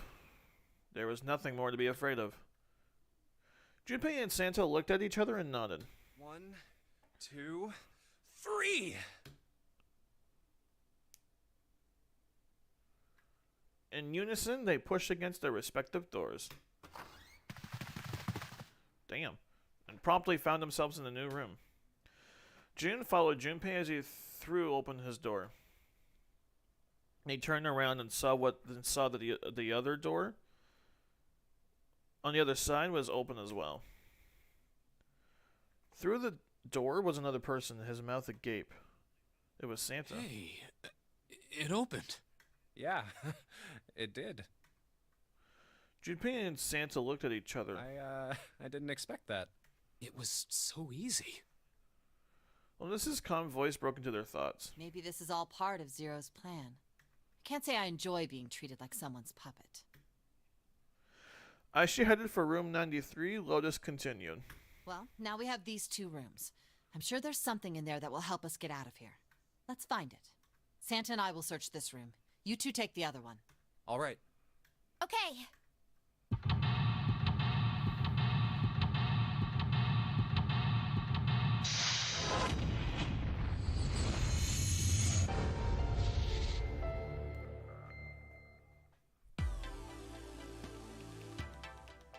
Is this the music you were talking about? Alright, so now this is completely different. That face looks expensive. Wonder how much we could get for it. Are you gonna steal it? Empty though. Looks like there's a room to the right of the base.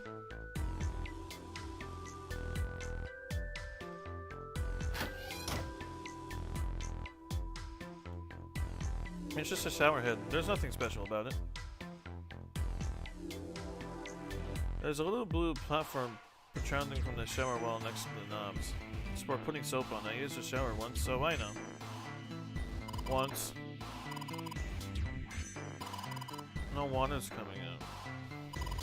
That's the bathroom wall. There are square tiles all over it. Can I not look down? There's nothing happen. Okay. Now let's check the toilet. There's nothing there. The tank's empty too. And there isn't even any water in it. A collection full of partially depleted rolls of toilet paper. Someone was well prepared. There's nothing too suspicious about it. Yeah, why don't we go back to the living room? Okay, let's go back. Okay, that was great. Jumpy, where are you going? I was thinking of going over to Lotus's room. Do you think maybe you could look around here a little bit more before you go? There's a lot for me to do here all by myself.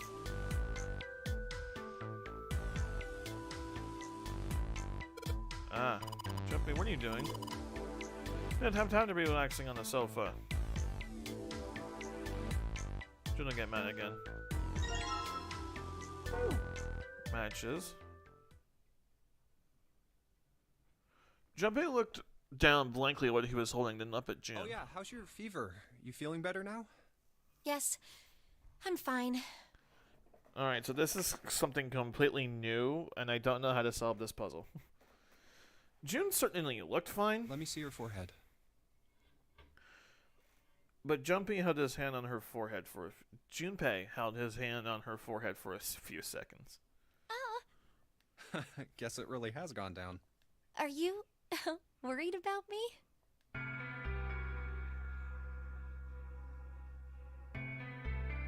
Why did the music go like that? Is this supposed to be like a huge decision?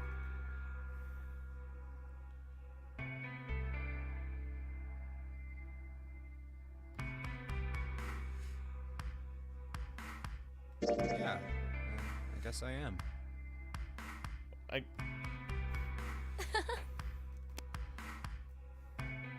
June blushed and giggled.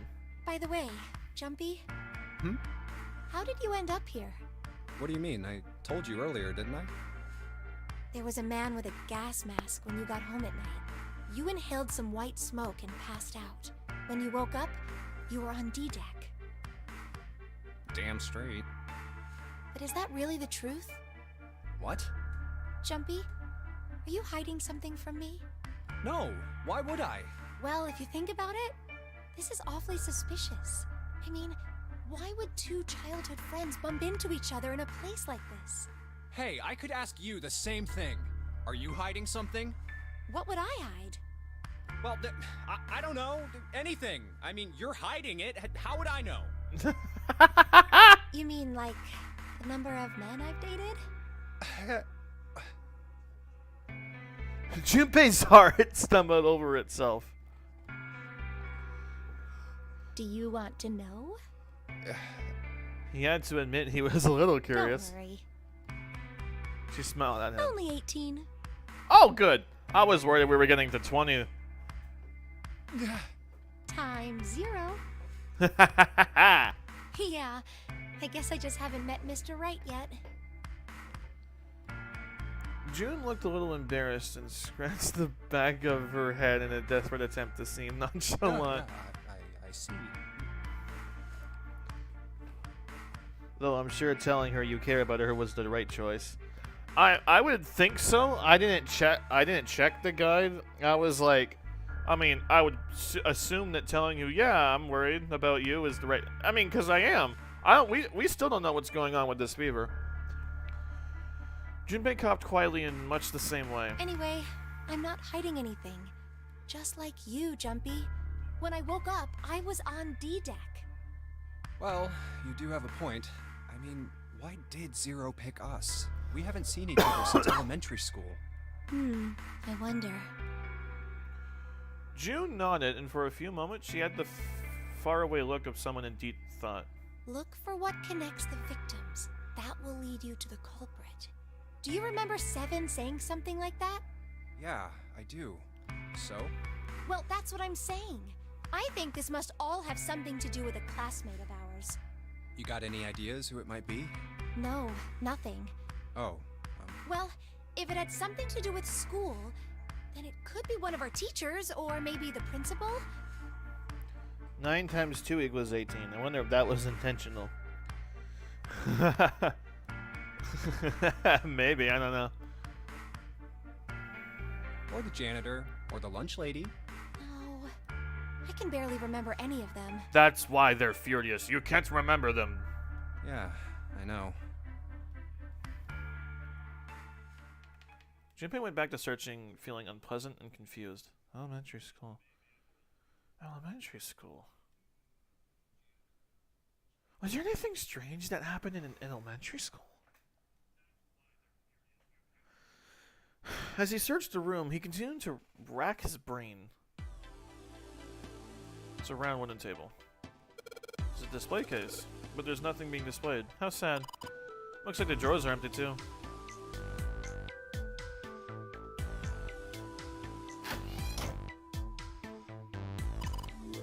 It's a bottle with water in it. This is a bedroom. They probably have it here because your throat always feels dry when you wake up, you know? My throat's dry, but I think that's because I'm a little nervous right now. Well, we sure did run a lot, so we're kind of sweaty. Hey, Jumpy, did you want to take a shower together? Too late to take it back. My brain's already working out the picture. Damn kids didn't like my food. I'll teach them. Exactly. That's all you need for a villain arc. My throat was dry already. This shirt isn't helping. So there's nothing in the water. Oh, I thought maybe there's like we could take it with us and then dump it down the sink or something.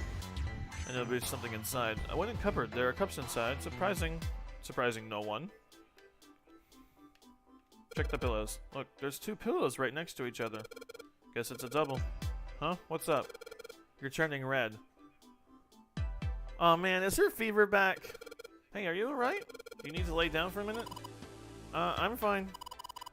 I think it's a little too early. I think it's still a little early for that. Huh? Hey, seriously, are you really okay?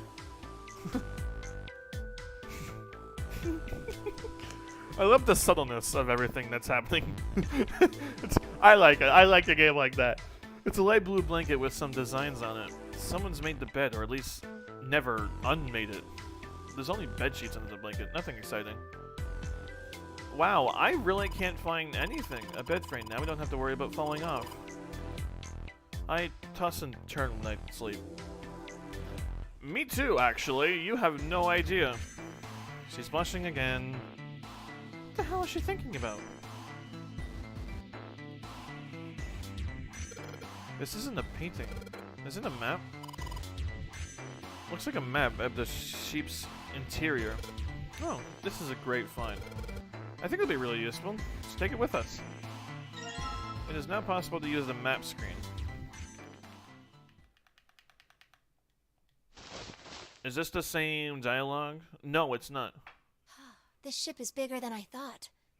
Junpei took one last look at the map, then folded it up and slid it back into his pocket. Junpei looked up as he closed it. June looked up as he closed it. Why am I messing up all my names? Why am I messing up all my names? Yeah, it's probably about 900 feet long. Must be one of those fancy cruise ships. No, not exactly. Of course, it doesn't really look like a cruise ship. Everything in here is really retro. Even if it's just some sort of style choice, there's just too much. Do you remember what Zero said? On April 14, 1912, the famous ocean liner Titanic crashed into Earth. After remaining afloat for 2 hours and 40 minutes, it sank beneath the waters of the North Atlantic. Yep, I remember.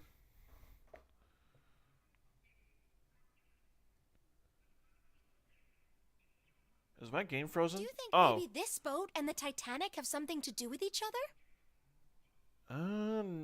Maybe. That's a good point. I mean, I believe Seven said something like that. I doubt he would have mentioned it if there wasn't a reason. Junpei took a moment to look around the room. Do you think this boat is a replica of the Titanic? A replica? Yeah, you know, like a copy of the actual boat. I mean, considering the actual boat is like underneath the sea. Who Earth would make something like that? Fans. Crazy Titanic fans. No way. Do you even know how much money that would take? Do you know where we are right now? No idea. But all they've got to do is break even, you know? Break even? Yeah, they could use it as a cruise ship. Climb aboard a piece of history, sail around the world in the resurrected Titanic. Hell, with marketing like that, they'd probably have more customers than they'd know what to do with. Do you really think people would want to ride on a ship with such an ominous past? Yes, they did it multiple times before. Do you not know your history? I guarantee you I can look it up right now and there'd be something like a Titanic replica right now. Like, it's not crazy. Hollywood's running out of ideas. It's the site of the worst accident in history. And yet people love it. Have you seen the movie? Because I haven't. 1,500 people died. I wouldn't be surprised if you'd get cursed just for going. I haven't personally seen the movie, but crazy Titanic fans. A curse, huh? Jumpy, do you believe in that sort of thing? You know, curses and stuff?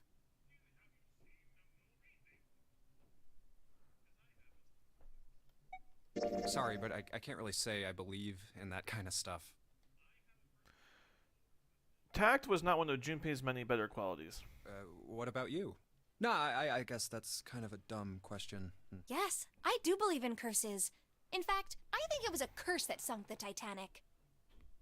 Plot twist, you're actually on the Titanic. Well, didn't they talk about didn't Seven talk about being on a what was the word that he used? The Guardian or something? The Gigantic. Wasn't it the Gigantic? In fact, I think it was a curse that sunk the Titanic. No, it was the giant iceberg and the fact that the captain didn't want to slow down. Because if he literally just went like just a little bit slower, he would have avoided that iceberg. But him wanting to just get there as fast as possible, thought he couldn't do that. He didn't. He hit the iceberg and so many people died. It was not a curse. It was that damn stupid captain. What? A curse sank the Titanic. The curse of the Egyptian mummy. Are you messing with my head again? Junpei couldn't understand what June had maintained a straight face to say that. Supposedly, the Titanic carried the mummy of the priestess Amun-Ra. Junpei couldn't understand how June had maintained a straight face to say that. A Titanic flute starts playing. Which was stolen from a pyramid. And they say that the mummy had a history. Everyone involved with it died mysterious deaths. Come on, I'm sure you've heard of it before. Never. Those who open the coffin will be forever cursed. Haven't you ever heard that one? I've heard that line before. So you're saying the Titanic sunk because of that curse? I've heard the line of those who open the coffin will be forever cursed. Just not, I've never heard of Amun-Ra. That's right! June's eyes had lit up with excitement. That's stupid. I don't buy it. Like a child with a new toy. It's true! How can you be so sure? That mummy wasn't just a normal mummy. It was really mysterious. Totally unbelievable. What is so unbelievable about it? Well, supposedly, she was really pretty. Iceberg exists, iconic, damn Egyptians. And so because she was pretty, it was cursed? Pretty? Yes? But she was a mummy. That's right. Ever heard the stories of the nine-tailed fox? She wasn't all shriveled up or rotten or anything. She almost looked alive. Oh, okay, I get it. Okay, it's that thing. I don't remember the name. Where your body turns into some kind of wax? Yeah? The fat in it turns into something kind of like candle wax, right? And... Yes, saponification. But that's not what it was. Huh? That's not it. She wasn't wax. Then what was it? Hollow. They say that she was Damn it. frozen. I tried to guess it. What? Frozen? That's right. The whole body was frozen solid.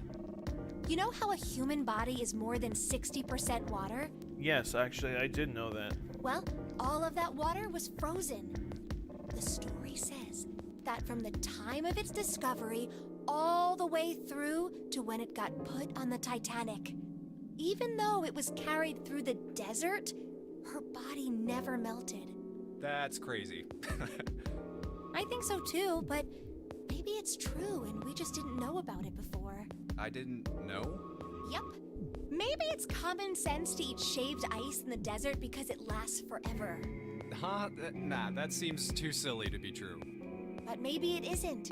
It just appears that way because you didn't know it was true. Stop putting ideas in my head. It's not true. Well, yeah.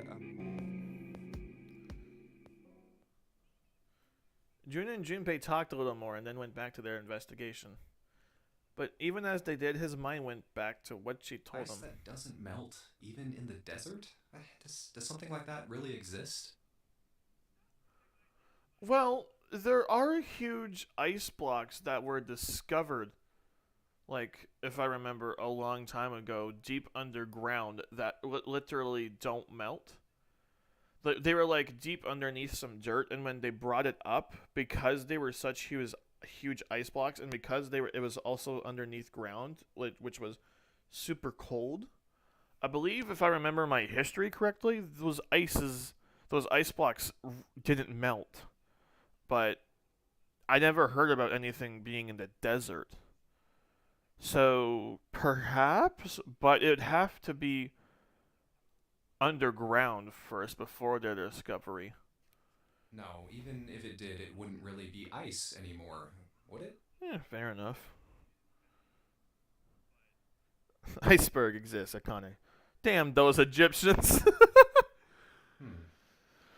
The more he thought about it, the more his head hurt. Yeah, see, that's what she's trying to get you to do. She might not even believe in them curses. She's just trying to fool you. The more his head hurt, like he'd eaten his ice cream too fast. Oh yeah, and we're back to this scene. Great, that's fantastic. The chair that goes with the dresser. There's nothing particularly interesting about it. The dresser key. This is the mirror for the dresser. No, she's playing with her hair. Does she even realize does she even realize she's doing that? Hey, we don't have time for that. Come on, it's not like there's anyone here you need to impress. Yes, there is. Who? What? Why are you so quiet all of a sudden? Forget it, Jumpy.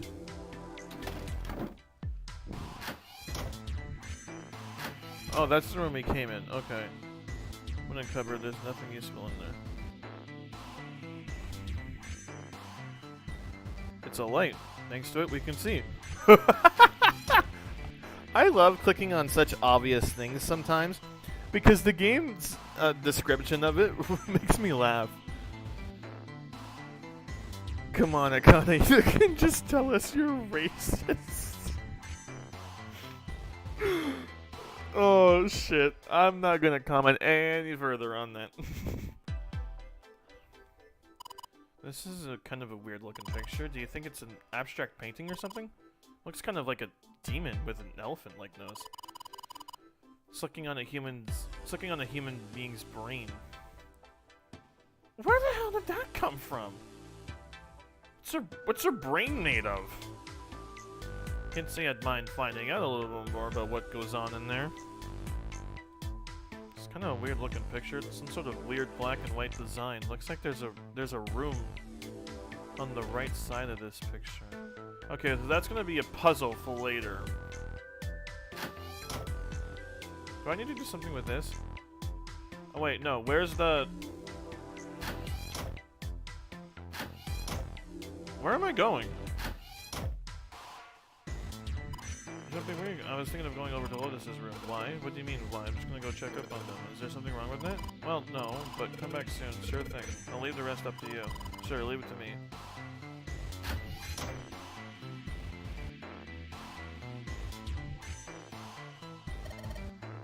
The room in the back is dark. Aren't there any lights? Oh, this is a light switch, right? Sweet, I could use some light. Shoot, no dice. You think the bulbs are burned out? Either that or the electricity to this room was deliberately shut off. I don't really give a crap why it doesn't work. It doesn't work, and we can't do shit about it. It's way too dark in here to see anything. We're going to need some light. I can barely make out the bed in the darkness. Sleep would be nice, but it would probably cost me my life. Let's see if this... Yes. Thought so. Plate. Alright, well I know exactly where to put this. Doesn't look like this light can turn on. Maybe we'll get lucky and find something else that can light this place up. Sign with a black-white pattern on it. By that tile you've got, you think maybe you're supposed to put in one of those empty spaces? I mean, the pattern does look kind of the same, doesn't it? That's right, I think so too. But if that's the case, you're going to need to collect all 3 tiles, right? Don't you think we should collect all of them before you start putting them in? Oh, that's my plan.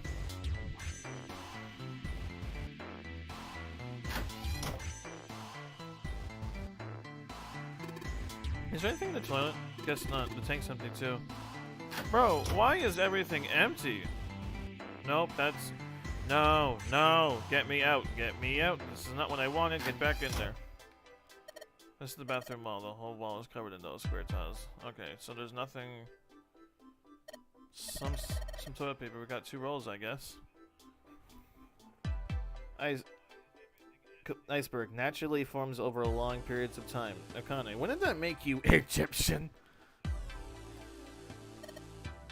There's a curtain rod on the ceiling. It's probably for shower curtains. Where are the curtains then? That means that if someone's taking a shower, nobody else can use the bathroom. So I don't see the problem with that. Junpei, you're a pervert.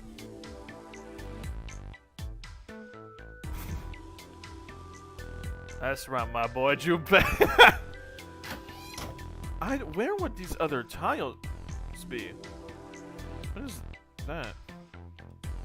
Hey, check this out. This is a pretty nice sofa. I know. It's a shame I can't take it back with me. Well, this is a display case. Check it out. These plates and shit look really expensive. Wanna take a look? This tile. I think I've seen it somewhere. Yeah, I know. Kinda looks like the one we saw in the other room. Come on, you stupid thing. Open! Looks that way, and then we need to find the key that opens it.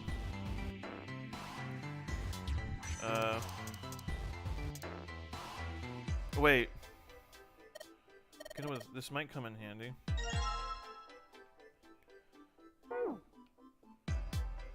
Oh, and then take it in here.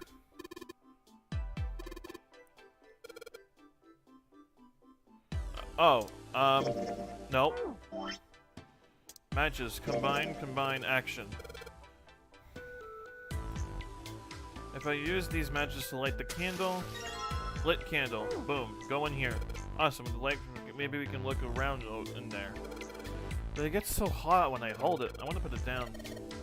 Why don't you set it up on top of the dresser? It's flat there, at least it won't fall over. Oh yeah, good idea. Hey, it got pretty bright. Now I can look around a little.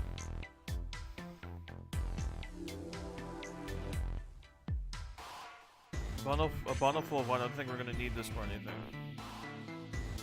Hey, Junpei, it's a cupboard. There's a freaking cupboard in here. Are you alright? Oh, don't give me that. Come on, a cupboard in the bedroom can only mean there's a safe in here. Really? Damn, there's nothing in here.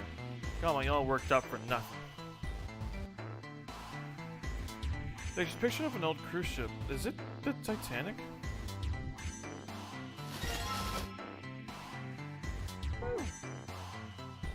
Two pillows in a pile. Oh.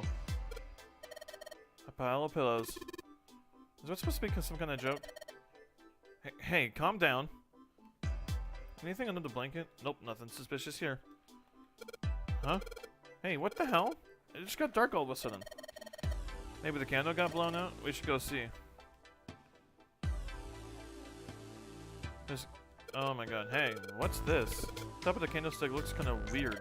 You're right, it's all bumpy.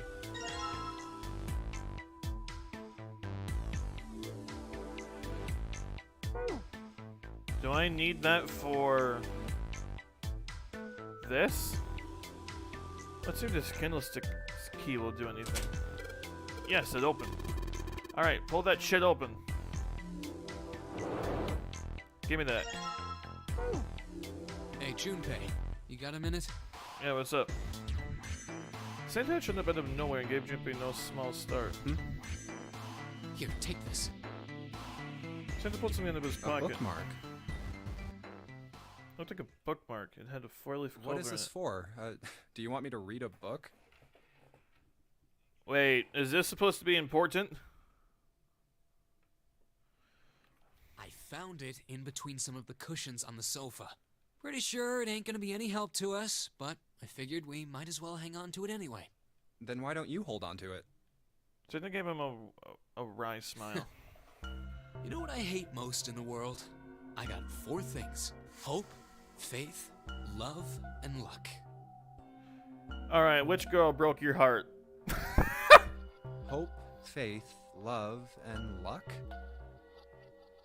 Damn straight. And you hate these things? Yeah, you got a problem with that? Not really, but Jimmy tried to figure out how to best phrase what he wanted to say. what does a bookmark have to do with any of that? Santa scratched the back of his ear and looked awkward. Well, see, each leaf on the 4-leaf clover has a meaning to it, okay? And that meaning is pretty much those 4 words. Oh yeah, okay. It's like flower language. Well, I guess it's not a flower, is it? So, leaf language, I guess? Yeah, you could call them leaf words. Leaf words. Huh. Junpei looked at the bookmark. Hope, faith, love, and luck. The meaning of the leaves on a 4-leaf clover. So, yeah, I want you to take it, okay? Just touching it gives me the creeps. Take the damn thing, alright?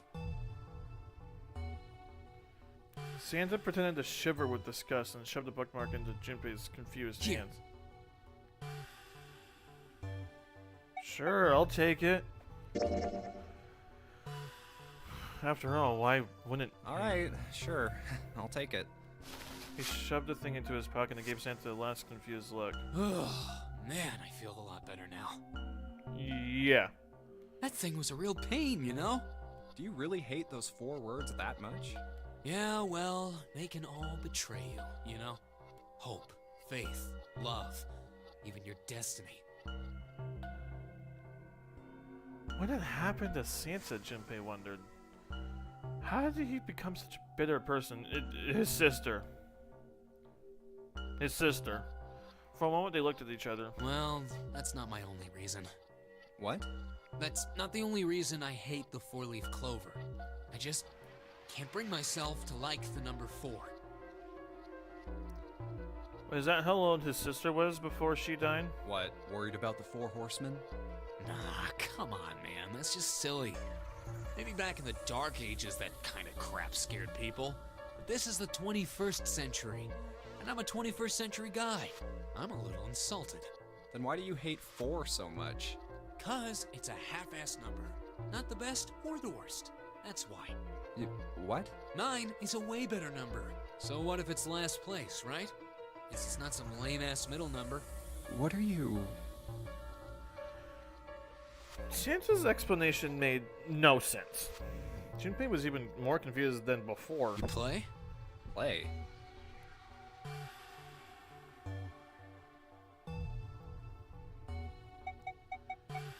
Middle number, last number. You mean...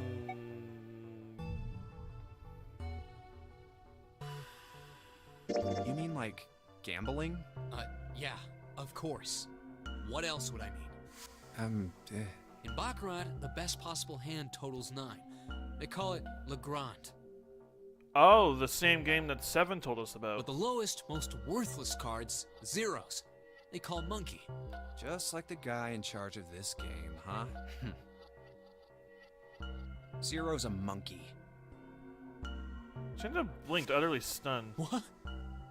Then he began to laugh. Oh man, you're totally right. The guy who trapped us in here sure is one hell of a monkey. That was when Lotus spoke up. You know, if you think about it, the Nonary game is really a lot like Baccarat. Apparently, she'd been listening. Of course, it doesn't use any of that stupid digital root junk. You just drop the tens digit, and that's it. Still, it does have the same idea of your final number needing to be a single digit. Oh, yeah, I guess you got a point. And in both games, whoever has 9 wins. The person who makes 9 wins? Well, this is foreshadowing to Ace. Wait, did you forget already? Don't you remember what Zero said? It is hidden, but an exit can be found. Seek a way out. Seek a door that carries a 9.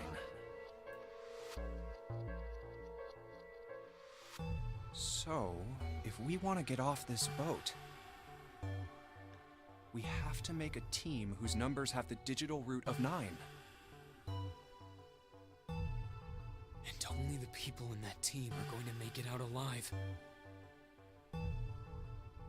Of course. That's why it's called the Nonary game. What? Huh? You don't know? Nonary means something derived from 9 or base 9. Oh. It's derived from the Latin prefix nona, which means 9. While we're at it, the prefix for 1 is uni. You know, like the unicorn, the horse with 1 horn. Oh. 2 is bi, like binary. Binary means composed of 2 parts. 3 is tri. I'm sure you've heard that one plenty. Yeah. Like trio, triple, and triangle. You get the idea. Yeah. After that, you have quart, quinti, sext, septum, and so on. And of course, the prefix for 8 is octo, like octopus. It's called that because it has 8 legs. Get it? I see. Interesting. So then Nona means 9. So, how many of us are trapped on this ship? 9. Well, 8 now, but 9. That'd be 9. And what are the bracelet numbers we have? They go from 1 to 9. And our time limit? How many hours did we have? Zero said 9 hours. And finally, to get out of this ship, We need to find the door with a 9 that's hidden somewhere in the ship. By making a team with the digital root of 9. Okay, so they must clearly not know that all 9 of us could get out at the very beginning. But I mean, now that the 9 man is dead, that's not gonna happen. and there you have it. The number 9 is everywhere in this game. He's got a real theme of 9s for this whole thing. No wonder it's called the Nonary game.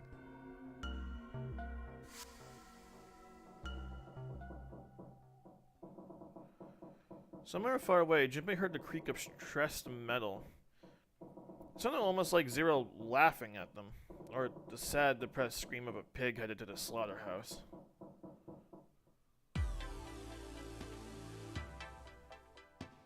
Sorry, what was I doing? How many tiles do I have?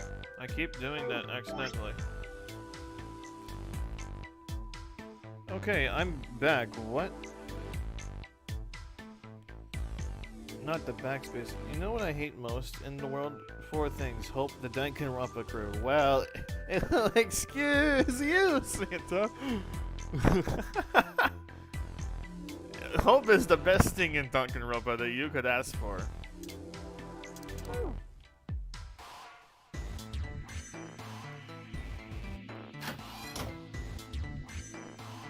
There's a curtain around this. Let's put that shower curtain on these huts. Let's try spreading the curtains. Wow, that's pretty obvious, people. Someone's really dedicated. Well, with a hole this big, I don't wonder if maybe they wanted to be caught. So you're saying maybe the one getting spied on was into that shit? Maybe they're into, like, those home invasion fantasies. What, like Psycho? You are two real idiots, you know that?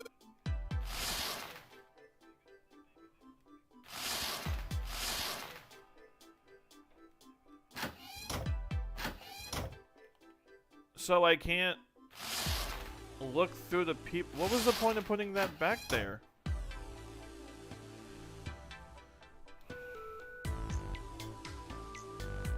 And where would this last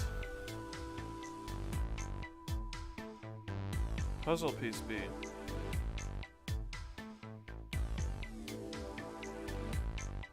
This is a mirror for the dresser. Damn strange. Nothing weird about it though.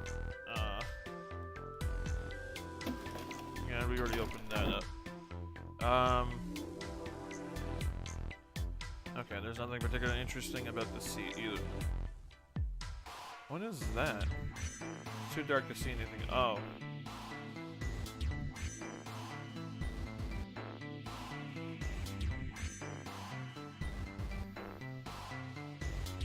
Huh.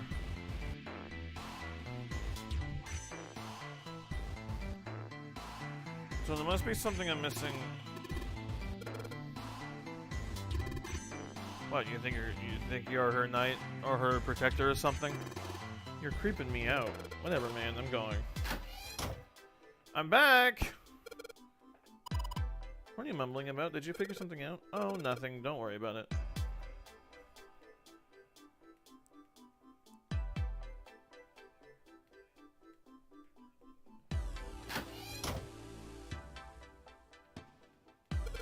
Shower curtains, huh?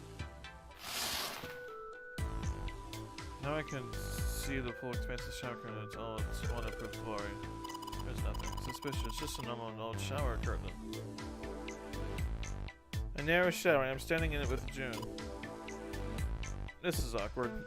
Time to open the curtain!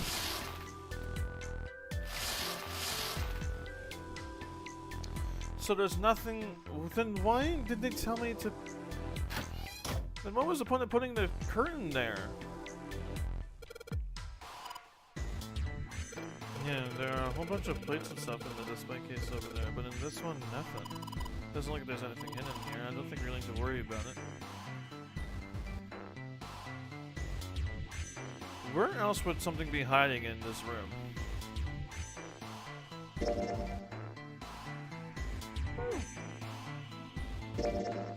Do I need to check the lights? No, I can't, even if I wanted to.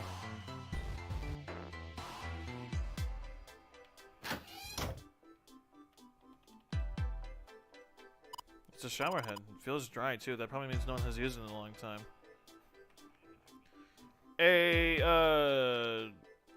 It's completely dry. What am I doing?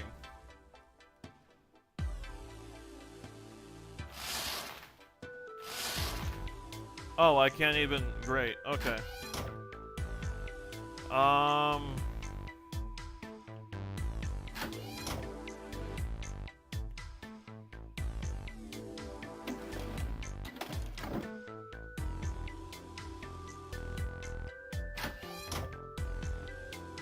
What do I have in my items?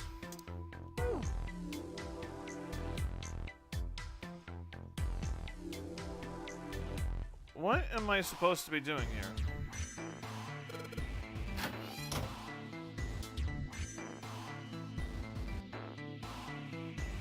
Where have I not looked?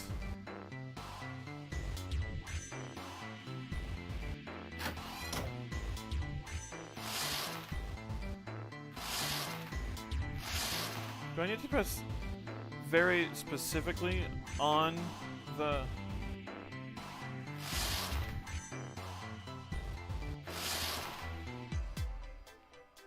You see anything, Delta, that I'm missing?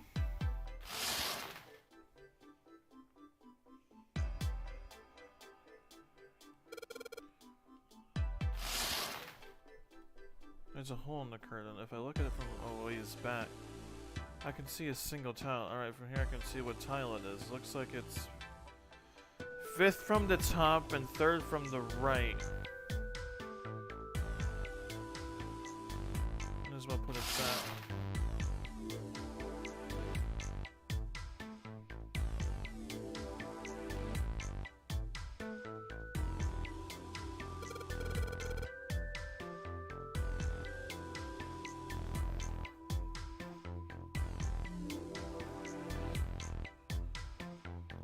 that means what?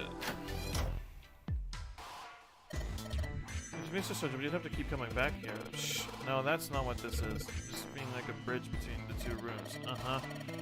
You just keep telling yourself that. Now get out of here and go help June. Thank you, sweetheart. Alright. In the bathroom in Lotus's room or something. Shower curtain, maybe if I look at the same place over here. Alright, now where was it? Fifth one from the top and third from the right. What are you mumbling about, Jumpy? Oh, sorry. Could you be quiet for a minute? I don't want to forget this.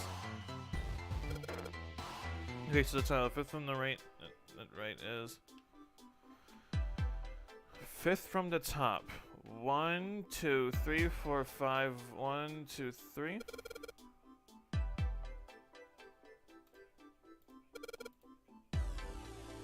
Okay, so 1, 2, 3. 1, 2, 3, 4, 5.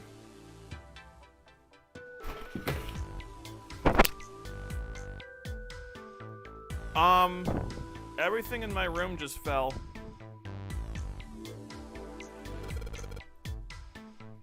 I don't know what that was. Yeah. Just put that back for me, please. I don't know what just happened. Or why that fell.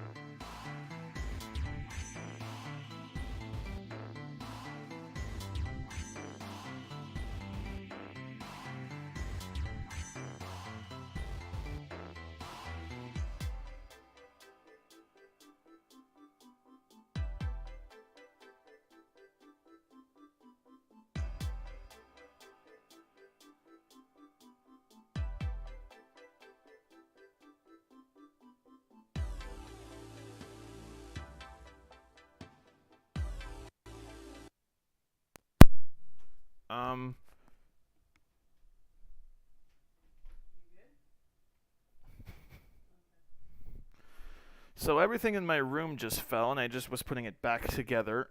Is the audio still working? There's some settings here that I don't want. Okay, yeah, everything should be still working.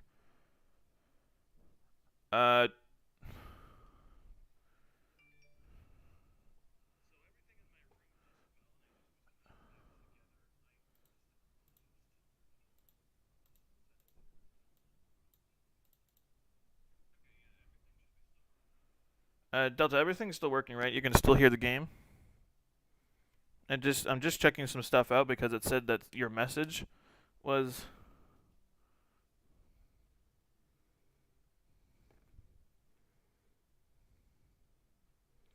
Okay, yeah, everything should be still working. Perfect. Okay, so the tile fifth one from the top and third one from the right is... Well, that's... 1...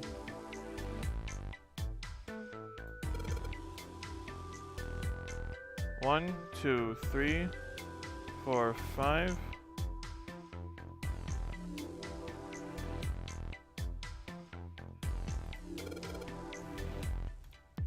I don't get what it's asking. Fifth one from the top. Why not just give me X, Y?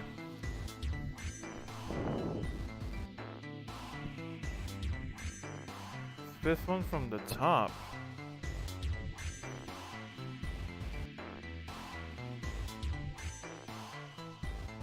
One, 2, 3, 4, 5. 1, 2, 3.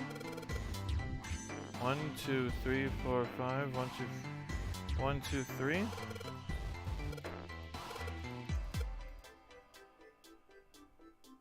One, 2, 3, 4, 5. 1, 2, 3. Whoop. Wait. Okay, I'm just gonna start clicking on every tile.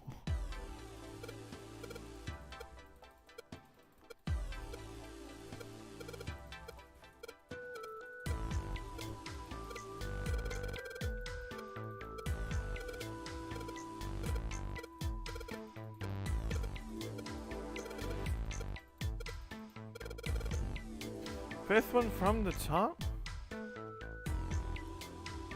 1, 2, 3, 4, 5. 1, 2, 3.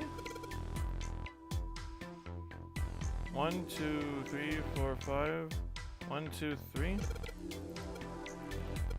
Bro, what am I missing?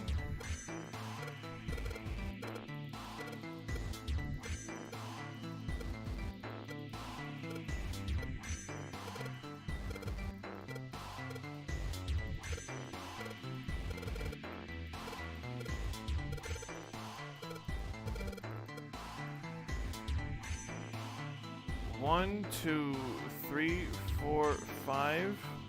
1, 2, 3. 1, 2, 3, 4, 5. 1, 2, 3. 1, 2, 3, 4, 5. 1, 2, 3. What? Which tile is this?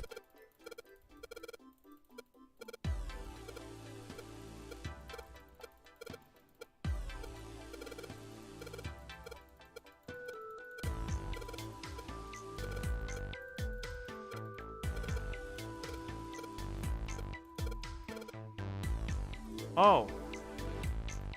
That one. Perfect. Found it.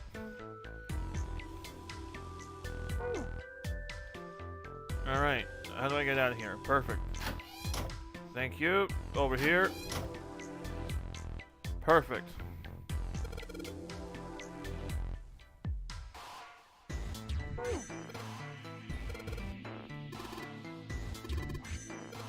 Hang on. I want to take a look at the picture. Okay. So that's what it's supposed to look like. Just gonna move my left stick out of the way. Water at the bottom. That's what I'm gonna go with.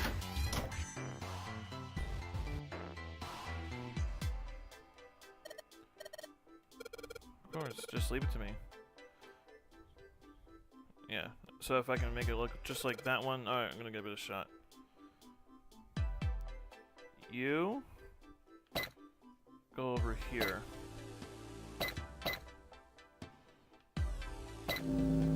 Yeah, got it.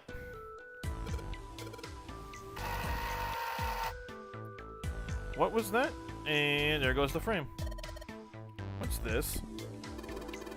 What do you mean, what's this? Pretty obvious, isn't it? It's a hole in the wall. Like a hidden safe or something, you know. Anyway, let's take a look. I think there's something inside.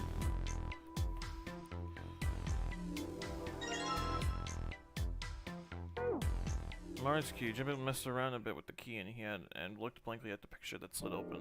What's the deal with this picture anyway? I could tell you left, Delta. Now you're back. What's the deal with this picture anyway? Santa had only been mumbling to himself, but it drew Lotus's attention. She looked at the picture and paused. I think I've seen this picture before. Where? In a book. There's a British biochemist named Sheldrake. He has a rather interesting theory. I saw this picture in his book. What's this interesting theory? Morphogenetic fields, which relies on the theory of morphic resonance. Man, I can't deal with this. Just listening to you talk about it is giving me a headache. Seth put his hands on his head as though he were in great pain. Lotus merely arched an eyebrow in his direction and continued. It's not a difficult concept to grasp. In essence, he states that the shape of living organisms and their behavior I've been here. Whatever. are transmitted through a field not visible to the eye. What part of that isn't difficult, exactly? Alright, how about this? Theory of the telepathic mechanism. Oh! Telepathy? Yes, telepathy. Well, perhaps not exactly telepathy, but it's close enough for a simple approximation. Santa suddenly burst into laughter. Are you serious? Telepathy? Who do you think we are? Kids from the 70s? I can't believe someone would actually do serious research on something like that. Yes, I agree. Well, this response was surprisingly curt. Junpei had expected at least some conflict. I read the book, but I can hardly say I understood it. I'm in no position to defend or condemn anything it said. It was probably just someone latching onto a statistical outlier from some study and turning it into a ridiculous theory. There's no scientific merit to any of it, I'm sure. But even so, Anyway, I saw a picture like that one in his book. Lotus indicated the picture they'd all been looking at. After a moment, she walked up to the strange picture, examined it, and then spoke. Hey, what do you think this picture looks like? Santa answered first. What do you mean? Isn't it just like abstract or something like that? It's just black and white scribbles. There's no meaning there. That's it. What about you, Junpei? Does it look like anything to you? I guess it looks like...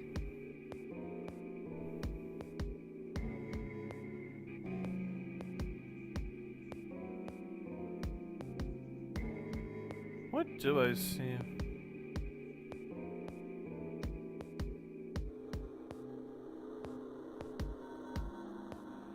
I kind of see...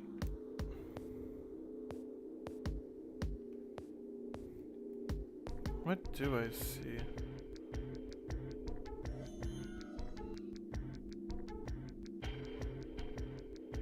Like a morgue.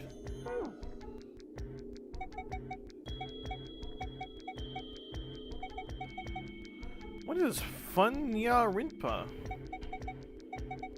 A small boat floating in a lake? That's the front of the boat, and then there's the oars sticking out.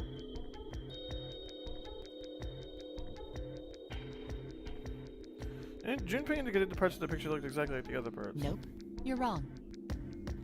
Lotus smiled This is a triumphantly. dog. See?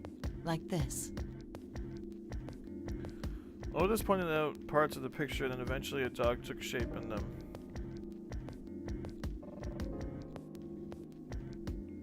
Oh, it looked as though she made a point. She had a point.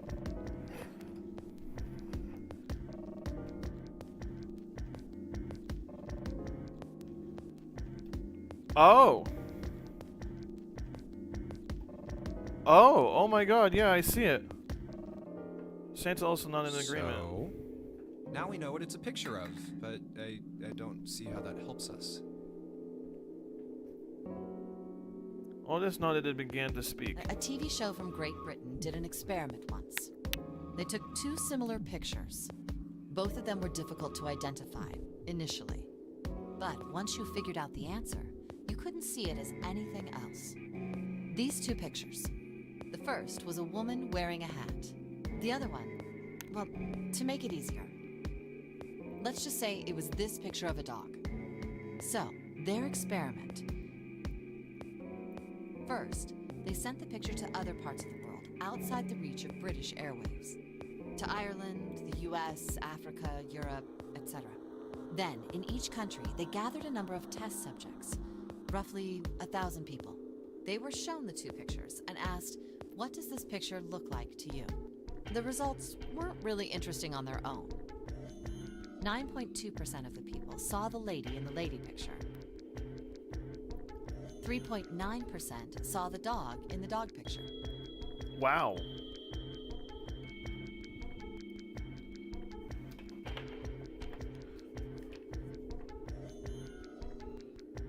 If I were you, I'd be checking the guide every time a choice comes up.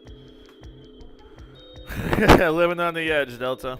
Then, 2 days later, they aired a new program on their show.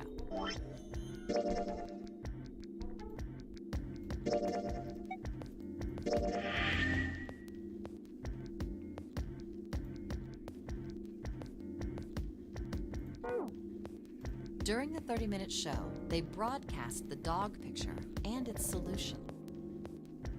And? The audience was estimated to be 200,000 people. After the broadcast, it was a safe bet that the number of people who knew the solution to the dog picture was at least that many. After another 2 days passed, they gathered more research subjects from areas outside the reach of British TV and radio. This time, they only found a sample of roughly 850 people. Naturally, none of them had participated in the first test. They were, however, given the same tests and the same 2 pictures. The results were startling. 10% of the people saw the lady in the lady picture. The previous test sat at a 9.2% success rate. Not much of a change statistically. The dog picture, however, produced a very different result. The percentage of people able to successfully find the dog, it went from 3.9% to 6.8%, a very significant increase. So do you understand? Do you realize the significance of this experiment? No. There was no way the second group could have seen the picture. They lived far away from Britain and couldn't have seen it. But even so, it was only the success rate for the dog picture that went up. Why? How did that happen? What does it mean? Well, let's look back to the fourth from Jupiter to Santa and back again.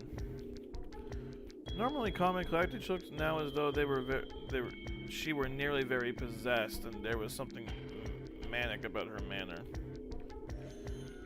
Santa took an involuntary step backward. Junpei didn't budge and stared straight back into Lotus's eyes. Oh, wait, does this have something to do with that field, or whatever it was that you were talking about earlier? A field not visible to the eye. So, if more people know the answer, then that information will pass through the field. Huh. Psych! Her manner suddenly shifted, and Lotus smiled broadly at Junpei and Santa. She waved her hand dismissively, doing her best to laugh the whole confrontation off. I was just kidding. You really shouldn't take me seriously. Well, I mean, the things I just told you about are true. They really did happen. But the results of that experiment really aren't anything to go by. They could have easily falsified them. In the end, I'm sure they were just in it for the ratings. They are a TV station after all. At last, it seemed Santa had gained control of his composure. Right!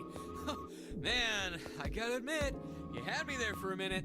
I, really thought you were serious. Of course not.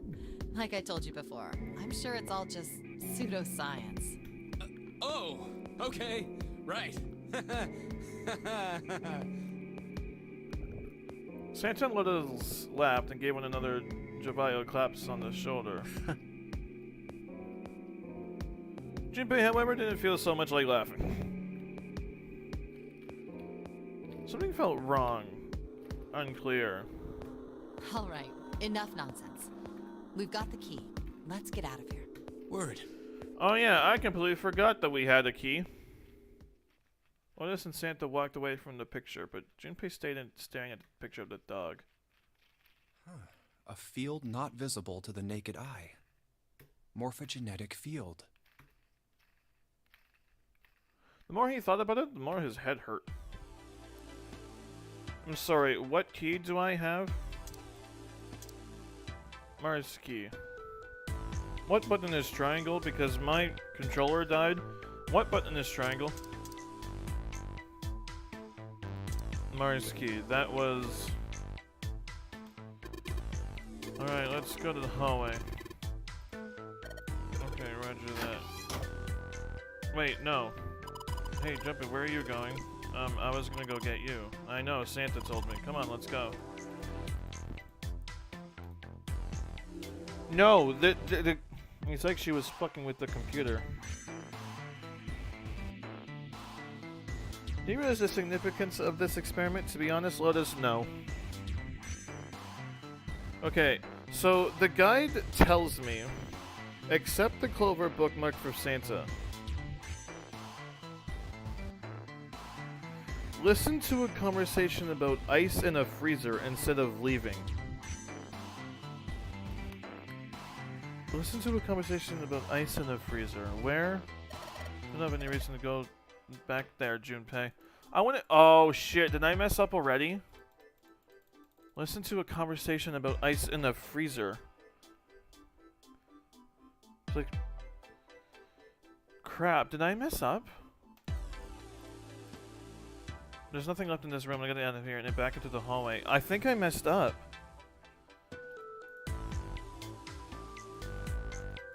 Crap. Look.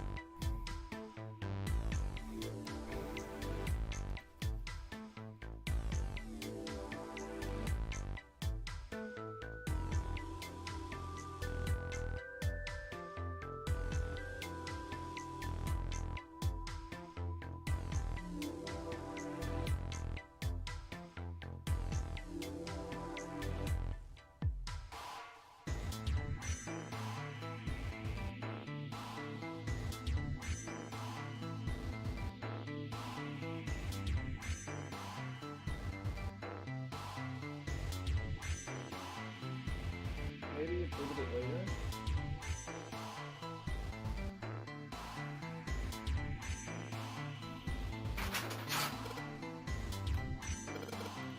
Maybe we're not done yet.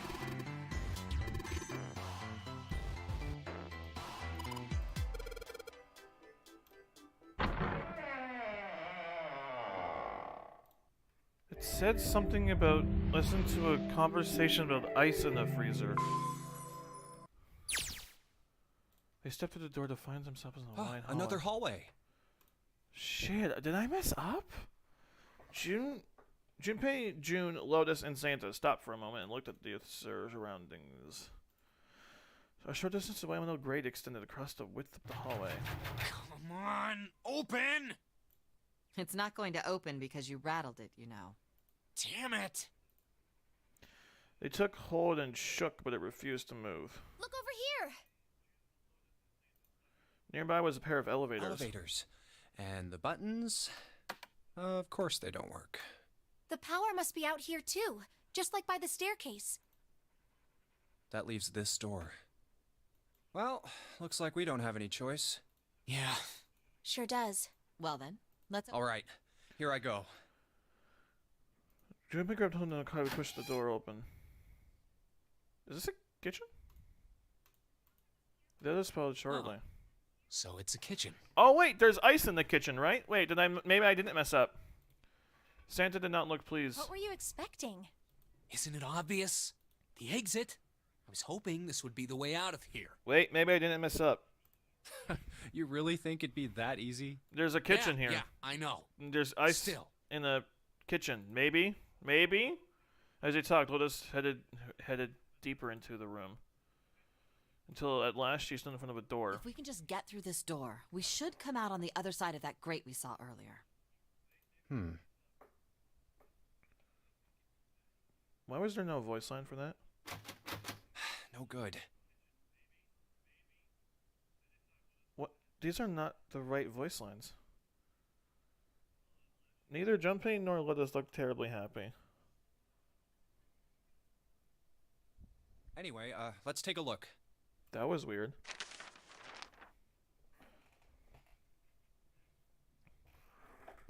Junpei dug the ship map from his pocket and spread it out in front of him. As he did? Hey!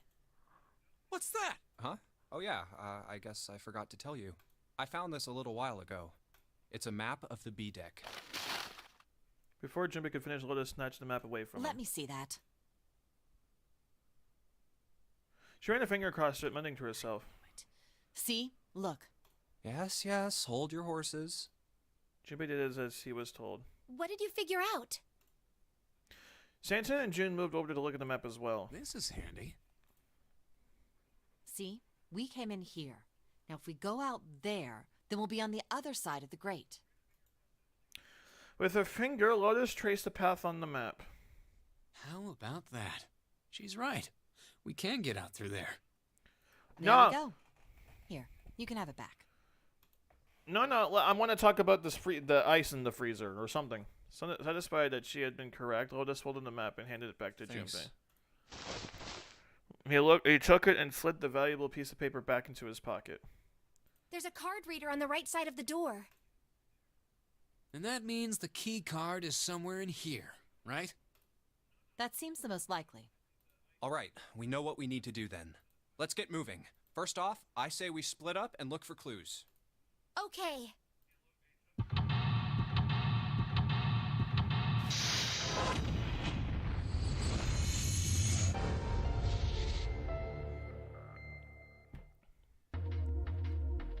Kitchen.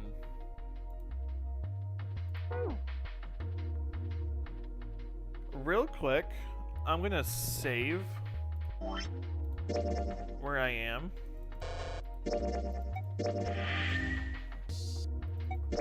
And then go to the title screen. I'm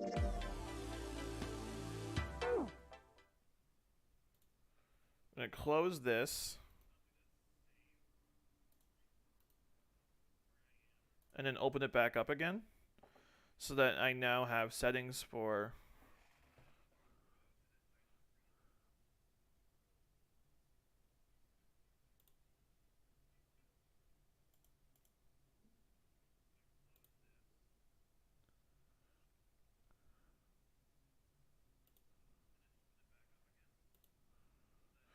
there we go. I'm now into keyboard and mouse settings. So hopefully this should work.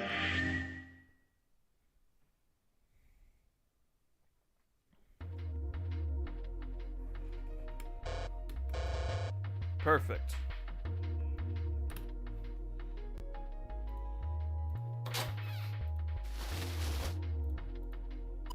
There's so much stuff in here, a whole lot of cans. This is probably a pantry.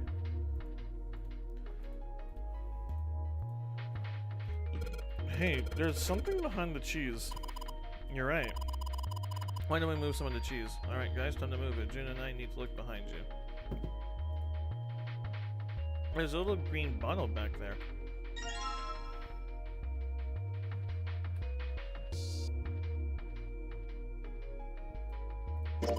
Oh look, cooking oil. You could probably use this to make something slippery. There are a number of cheese lines up on the shelf. This is Gouda cheese, the most famous Dutch cheese. If you don't cut open the casing, it usually won't go bad. So it can store at room temperature for quite a while. So we can eat this? Most likely. I'm not hungry at all. I guess it's hard to get hungry in a situation like this.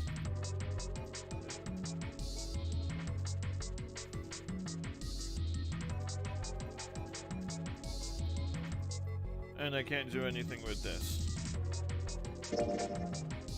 That's not what I meant to do. Wow, this pot looks like it's made out of silver. I bet drinking tea from this pot would be really yummy. Spending a day off with June drinking tea.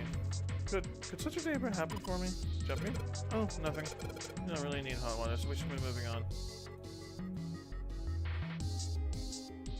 It's a lot of notes.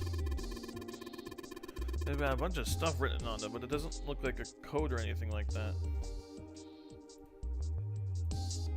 A partition, there's nothing special about it. Those 9 plates look pretty expensive. They're plates for appetizers.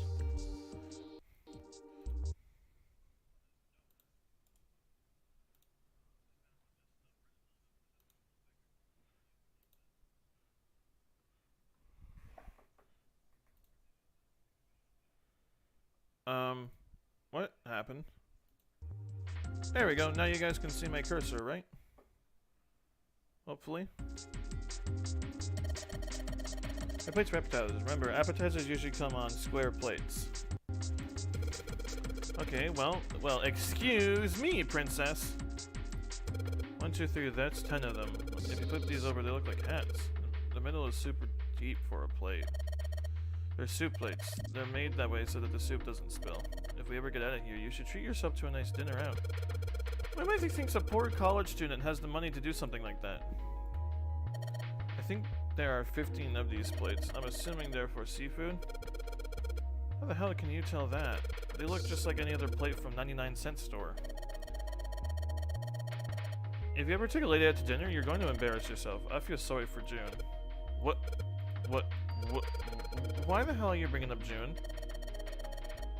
The lady doth protest too much, methinks. You are not terribly subtle. There's a bunch of little wavy ridges on this plate. Those plates are for serving meat. Ugh, you really are ignorant, aren't you? Oh, it's not like I need to know this crap. Jeez. This voucher doesn't match any of the plates on the table. It's says appetizer 9 meat dish, 10 soup A, seafood dish F. 9, 10 AF.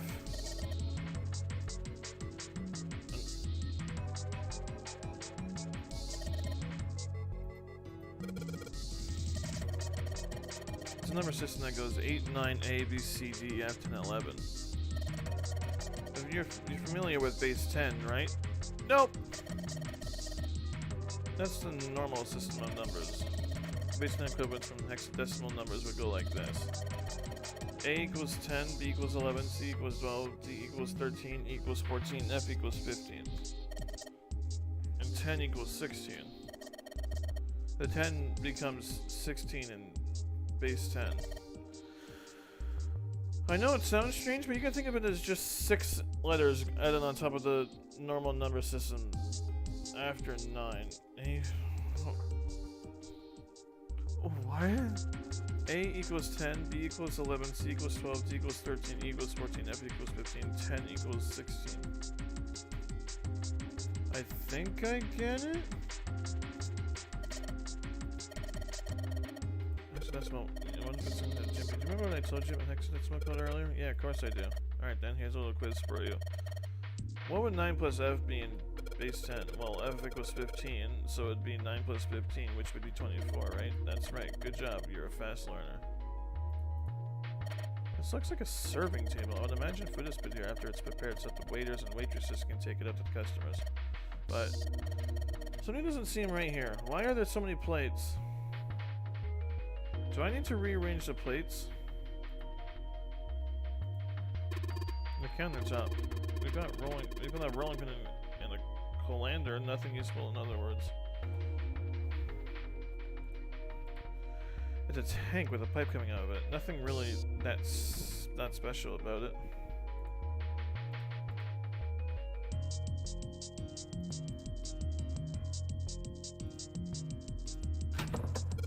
Damn, it didn't work. Doesn't matter how many times you try it. This door isn't going to open until we solve the puzzle in this room. I'm sure this is all part of Zero's plan. I just can't imagine what his motive could be.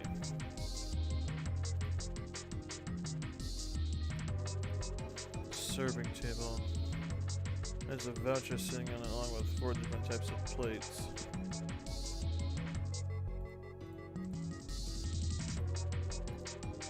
The door, there's a bolt keeping us from opening it. This bolt is rusting in place, so it won't budge. Maybe if I put some oil on it. Hey! Ah, yes, got it. You did it, Jumpy. You're so smart. Oh! He almost instinctively folded his arms tight across his chest, doing what he did to conserve body heat. Oh, it's cold in here. What is this place? Are you blind? It's a freezer. Saints' teeth had begun to chatter. Hardly surprising. The freezer was far too cold for someone dressed as he was. Honest, however, was an even worse situation. Oh, no way. That's way too cold for me. I'll freeze solid in seconds. Sorry, but I'm afraid I'll have to pass on this one. I'm going to leave the rest to you. And with that, she ran out of the room. As Otis left, June came in. Oh, whoa. It's really cold in here. White puffs of steam hovered in front of their faces as they talked. June had already started to shiver. Hey, you don't need to be in here. You had a fever just a little bit ago. You should stay outside. We got this. No, I'm fine. My fever's gone now. But... Junpei had scarcely opened his mouth. Huh? When the thunderous sound of metal upon metal rang out from behind them. In unison, they spun around to find the door that they had only recently come through was closed. Junpei rushed to the door. Why did it suddenly close? Desperately got a hold of the doorknob. Ah! It was cold beyond cold, and merely touching it was painful. The knob's frozen. But why? They quickly deduced that the pipe next to the door had ruptured. It looks like the pipe next to it broke, and... Water released by the rupture Water released by the rupture had hit the door and frozen instantly. Santa shoved Junpei aside and pounded against the door. Hey, Lotus! You're out there, right? Open the door! She wasted no time in responding. What do you want? What's going on? The door won't open! Try opening it from that side, please! Oh, fine. If you say so. Hold on. Soon they could hear Lotus on the other side of the door. Then the grunting ceased and they could hear Light panting as if from exertion. It's no use. It won't budge. You've got more people in there. You figure it out. Oh. God damn it. Santa was shaking like a newborn deer. June was hugging herself and she was shivering violently. Even Junpei, with the heaviest clothes of any of them, was clearly feeling the cold. With every breath they took, they could feel the cold working its way deeper and deeper into their bodies. Anyway, let's find a way out. If we don't get moving, we're gonna be permanent residents. Two heads are better than none. I'm sure we'll figure something out. Yeah, you're right.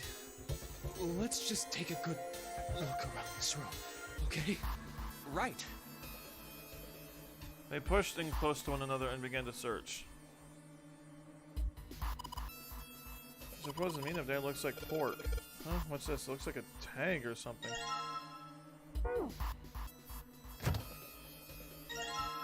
Dry ice. Jimmy picked up the dry ice was asleep, so that... Dry ice is just frozen carbon dioxide, right? Delta, I think I found it. Yeah, it is. I wonder how warm it has to get for it to turn back into gas again. Hell if I know. How is that gonna help us anyway? Oh, well, I figured we might be able to use it to get out of here. They were about to move on when June spoke up. Carbon dioxide sublimation point is negative 109 degrees. Any warmer than that, and it'll turn into gas. Any lower, and it becomes a solid. Junpei looked at her dumbfounded. How do you know that? Despite my looks, I'm the the queen of random knowledge. Looks bad to mess up when you're showing off.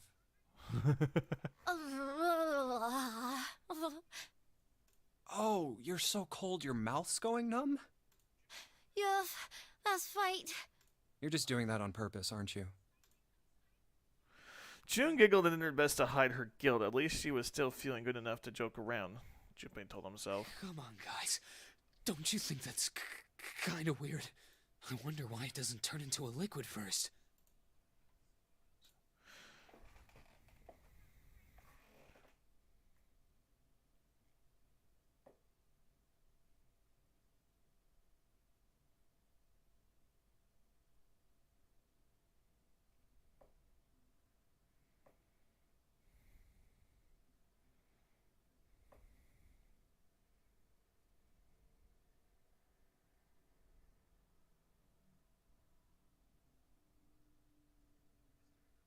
Alright, there we go. I think I figured it out. Junpei.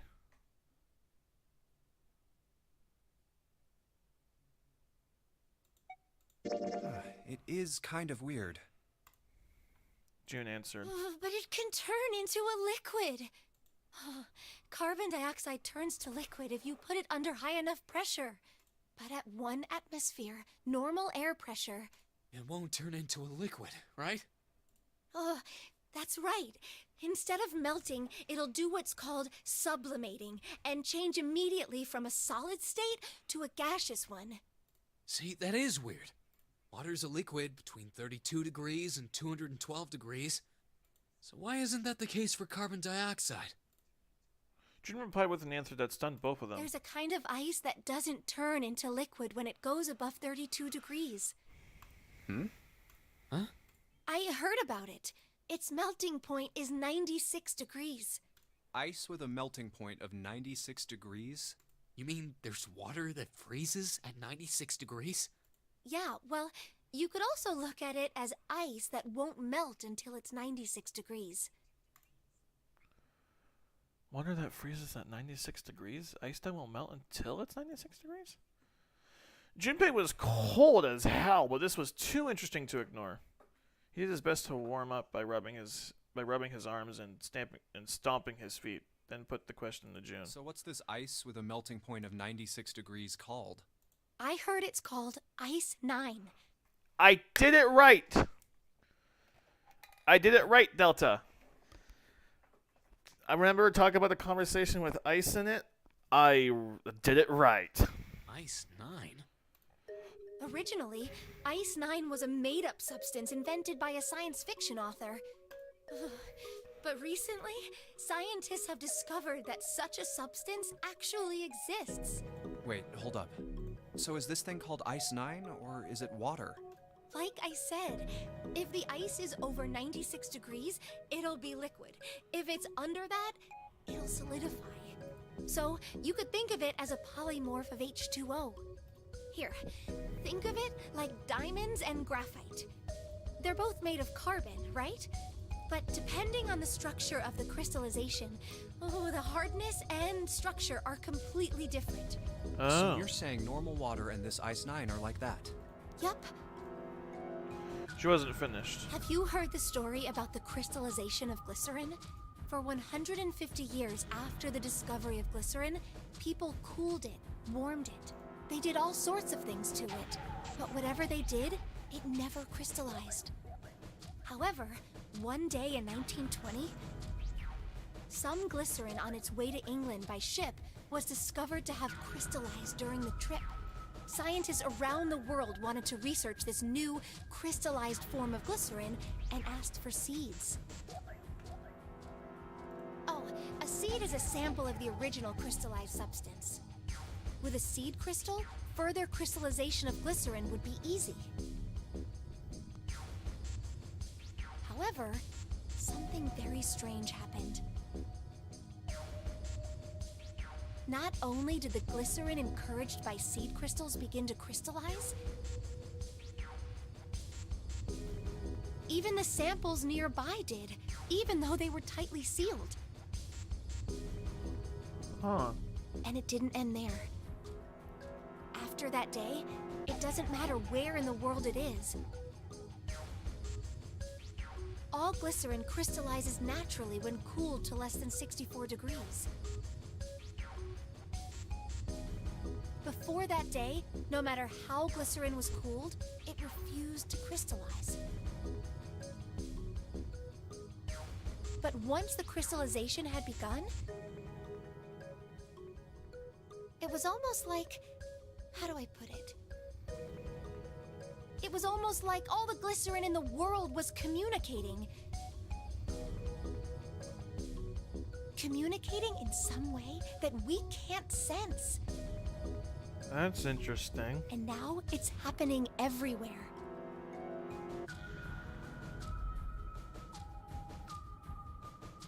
I know, I'm impressed. It was in fact a pretty interesting story. Wow, that's pretty interesting. But, what does that have to do with Ice 9? To his surprise, it was Santa. What she's saying is that it's a lot like Ice 9. What happened, I mean. To his surprise, it was Santa and not June who answered.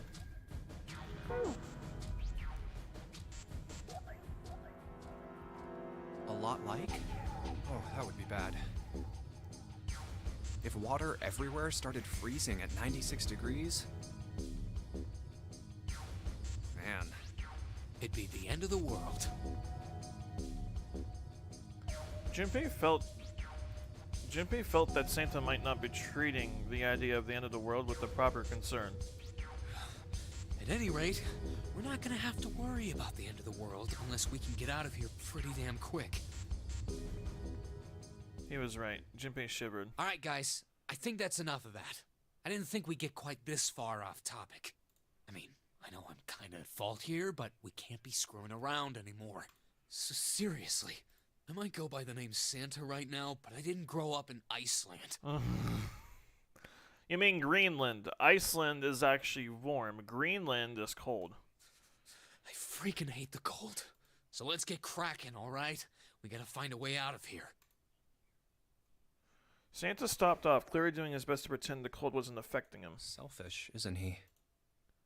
Still, Santa was right, and it was high time they got back to the search. Ice 9 is interesting and all, but we can discuss it more once we get out of this freezer. Junpei looked at June, nodded, and resumed his search of the room.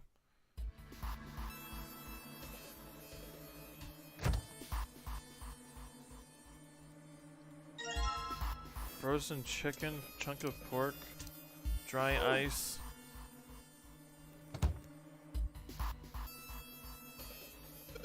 Everything's frozen in here. It doesn't look like there's any. Doesn't look like there's anything else interesting. Hey, Junpei, didn't you find some dry ice earlier? Yeah? There's a warm water coming out of that pipe. Warm water and dry ice. What do you think would happen if we put that in the sealed container together? There's water dripping from this pipe. Looks like when the pipe burst, the water hit the doorknob and froze it in place.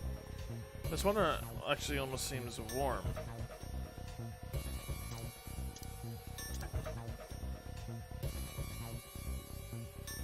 Maybe put some of the dry ice to a sealed container with some of that warm water. A sealed container?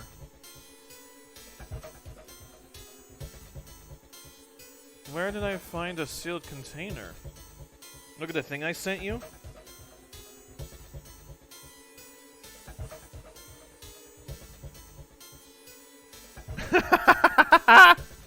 Nice picture.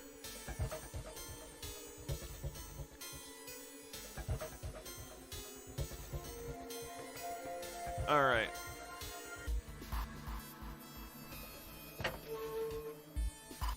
There's so much stuff in here. Why don't we take some of it out? There are a couple of bottles in here. Water bottle. Is there anything else in here? Storage area built into the floor like a small cellar. There are a couple of bottles in here. Is that it? That's the only thing I can pick up? Alright. And then we go back. We have the water bottle in hand. Go to the pipe. Let's start off by putting the dry ice into water bottle. But the dry ice is too big. Well, you gotta figure out a way to make it smaller then. Don't you, genius?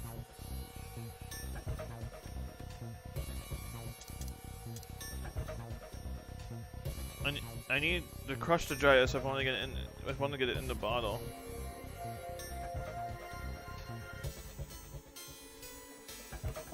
Can I not combine?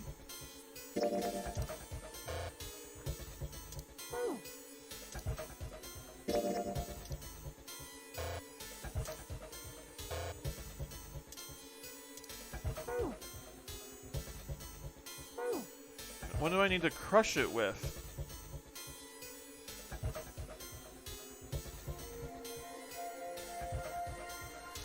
Huh?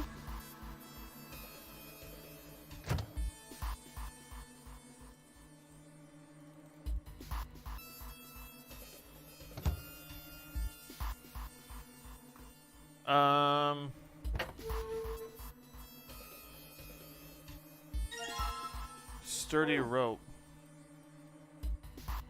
There isn't anything else here that looks useful.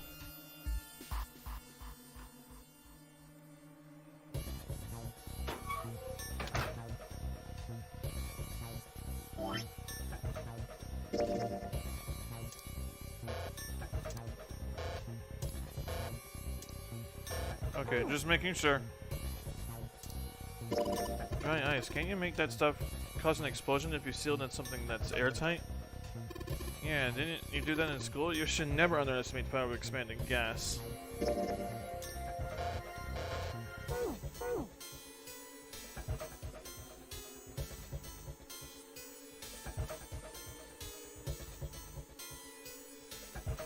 What am I missing?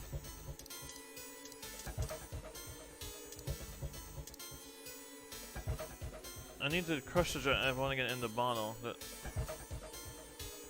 Crush it with what? There's too much mist to see what's going on over at the other end. It's a thin pipe.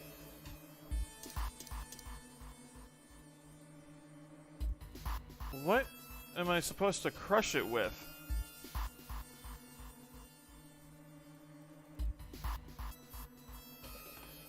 Alright, I'm dumb again. What do I need to do? Do I need to start combining some shit?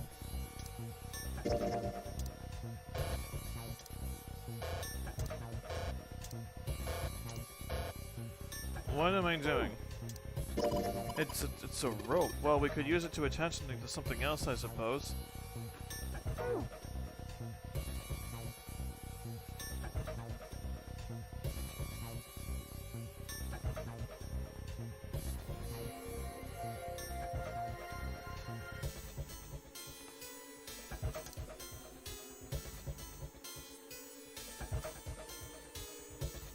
I'm not getting this. Need to crush the dry ice. Just crush it with your feet.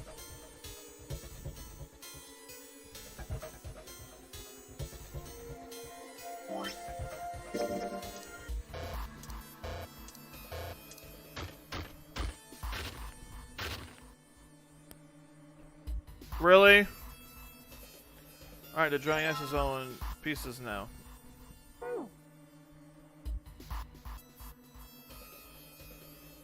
What the hell, Jimpy? You're doing it wrong. You gotta put the crushed dry ice into the water bottle. Gonna put these pieces of dry ice into the water bottle. Water bottle with dry ice in it. Not yet, Junpei. We're not gonna get the result we want unless you can hook that bottle to that doorknob somehow. This guy explode. I mean, to figure out a way to attach the bottle to the water. Oh! Let's just tie a rope on here. Okay, well. We'll be able to break it. Warm water dripped from the ruptured pipe near the door. Put water into the bottle with dry ice. And make sure the lid's closed. Now I just have to put this makeshift bomb on the doorknob. Alright, that's set. So, what do we do now? We just need to give it a little, tap. The bottle's already about to pop. If we just throw a rock or something at it, it'll go off all on its own. A small rock. Huh. A small rock. Scattered across there were pieces of dry ice left over from the large chunks he'd crushed earlier. Alright, this ought to do the trick. He pulled his sleeve down over his hand to keep from getting burned and grabbed a chunk of dry ice. Ah, some dry ice, huh? Not a bad idea. It was a pretty good size, about as big as a pool ball. Alright, guys, stand back. Actually, we should probably hide somewhere. Both Santa and June looked at him with new concern. Where exactly do you expect us to hide, genius? In plain sight. There isn't really anywhere big enough. Yeah, there is. Look, right here. We can hide in there. Jimmy pulled open the door to the small cellar.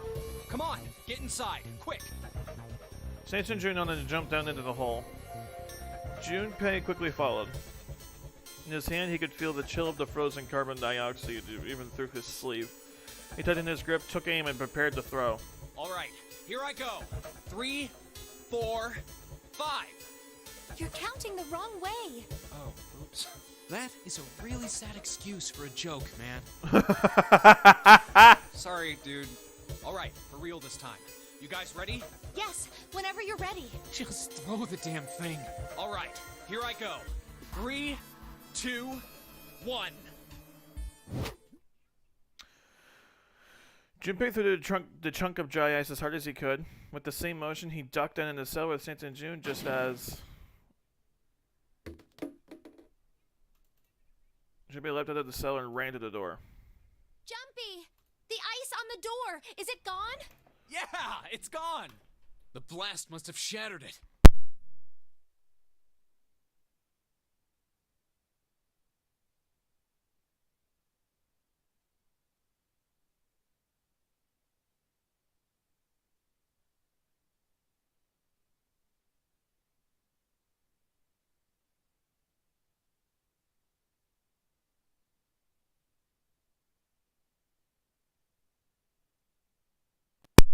Alright, I'm back. Okay, here I did the thing you told me to do. No, you were supposed to do it. You're supposed to do this additional step I didn't tell you about. Yes! Alright, let's see if it opens. That's right. Junpei grabbed the knob and pushed with all his might. The door gave way easily, and all three of them tumbled out of the freezer at once. Hooray! We're out! June, relieved, collapsed onto the floor. Move! Damn! Santa shoved past Junpei and ran straight to the grill, which he immediately grabbed. Oh, god damn it! Hot, hot, hot, hot, hot, hot, hot! Fuck! He proceeded to kick the grill in a futile but amusing fit of rage. Well, you did just grab the grill. What did you think would happen? Hey, where's Lotus? Oh, shit. It took Junpei only a moment to find her. She was sitting on the counter. Oh. Idly scratching her chest. Welcome back. I was starting to get tired of waiting for you guys. With a great yawn, Lotus lowered herself off the counter. Junpei clenched his teeth and walked toward her. What were you doing? What do you mean, what was I doing? I was waiting. We were gonna die! Oh, yeah? But you didn't. So everything worked out all right, didn't it? What the hell? Just kidding. It might not look like it, but I was really worried. Oh, don't give me that crap. I'm telling the truth. I mean, if you died, then I'd be in trouble too. If you died, then I'd be stuck here, and I'd die too. See? I did all I could. I even looked around to see if there was anything I could use to pry open the door, but I couldn't find anything. So, all I could do was wait. I mean, what else did you want me to do? Call the cops? She's a good anti-villain. I like her. It was true that there wasn't much she could have done, but something about her tone. She'd be good at this, Steve. Fine. But there's one thing I have to ask you. What's that? You didn't close the door, did you? What? You think I closed the door on you? Why would I do something like that? It closed on its own. I told you before, if you die, then I die too. Yeah, I guess so. It seemed that an accident was the only explanation for the door's closure. If she really wanted to kill us, all she had to do was bar the door from the outside. But she didn't. Well, she didn't do anything. She's only lazy, or negligent at least, not an attempted murderer. Junpei swallowed his anger and did his best to apologize. Well, I'm sorry. I'm sorry I doubted you. Oh, yes, well that's all right. As long as you understand. Lotus looked away and twirled her hair between her fingertips. Her vengeance against the grill complete. His vengeance against the grill complete. Santa swaggered back toward Junpei and Lotus. Hey, no more screwing around, you two. Break time's over. Especially for you, lady. You've just been sitting on that fat ass of yours while we were freezing to death. How rude! I was plenty busy. Yeah. How about you put all that energy into something besides bitching? Let's go. Damn, Santa! He got the attitude! Alright, you know what?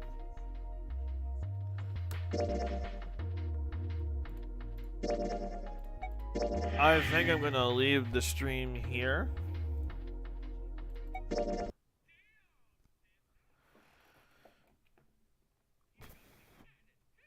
David? Yeah, what's up?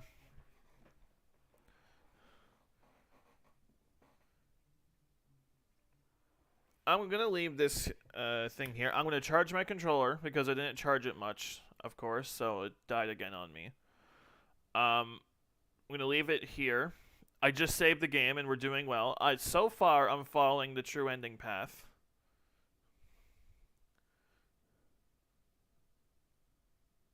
I love that Lotus turned out to be more of an anti-hero than a villain.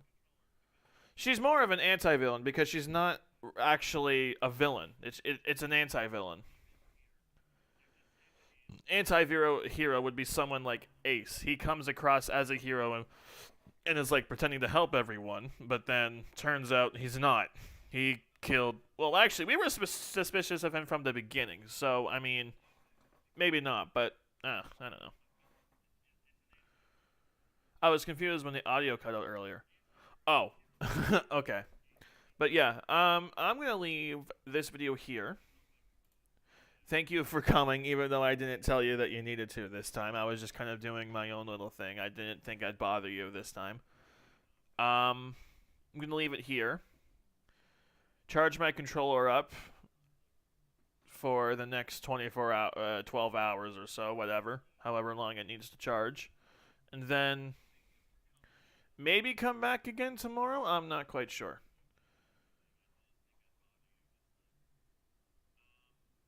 According to what I looked up, an anti-villain is still a villain at the end.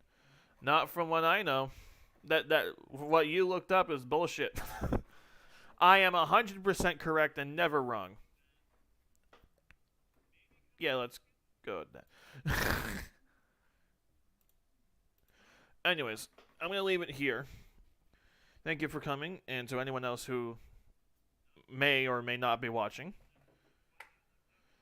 It was fun. I'm really, but so am I. I want to know. I didn't spoil anything for myself, thankfully, so I don't know how this game is going to end, and I'm kind of excited to find out. Charge it for 9 hours to stay on theme. You know what? I should absolutely do that. That'd be funny. But yeah, I'm gonna leave it here. Thank you for coming. And to anyone else who might be watching, I'm going to go get my dinner now because I think it should be ready for me. And that's about it. That's about all I got. How do I do an outro? What should I say? What should I say? What should I say? What should I say? Like and subscribe. There we go. That's like the most common thing that you can say. And I shall see you next time. Bye-bye. Okay, now I just sound like Markiplier. What the... Adios, muchacho. There you go. That sounds a bit better.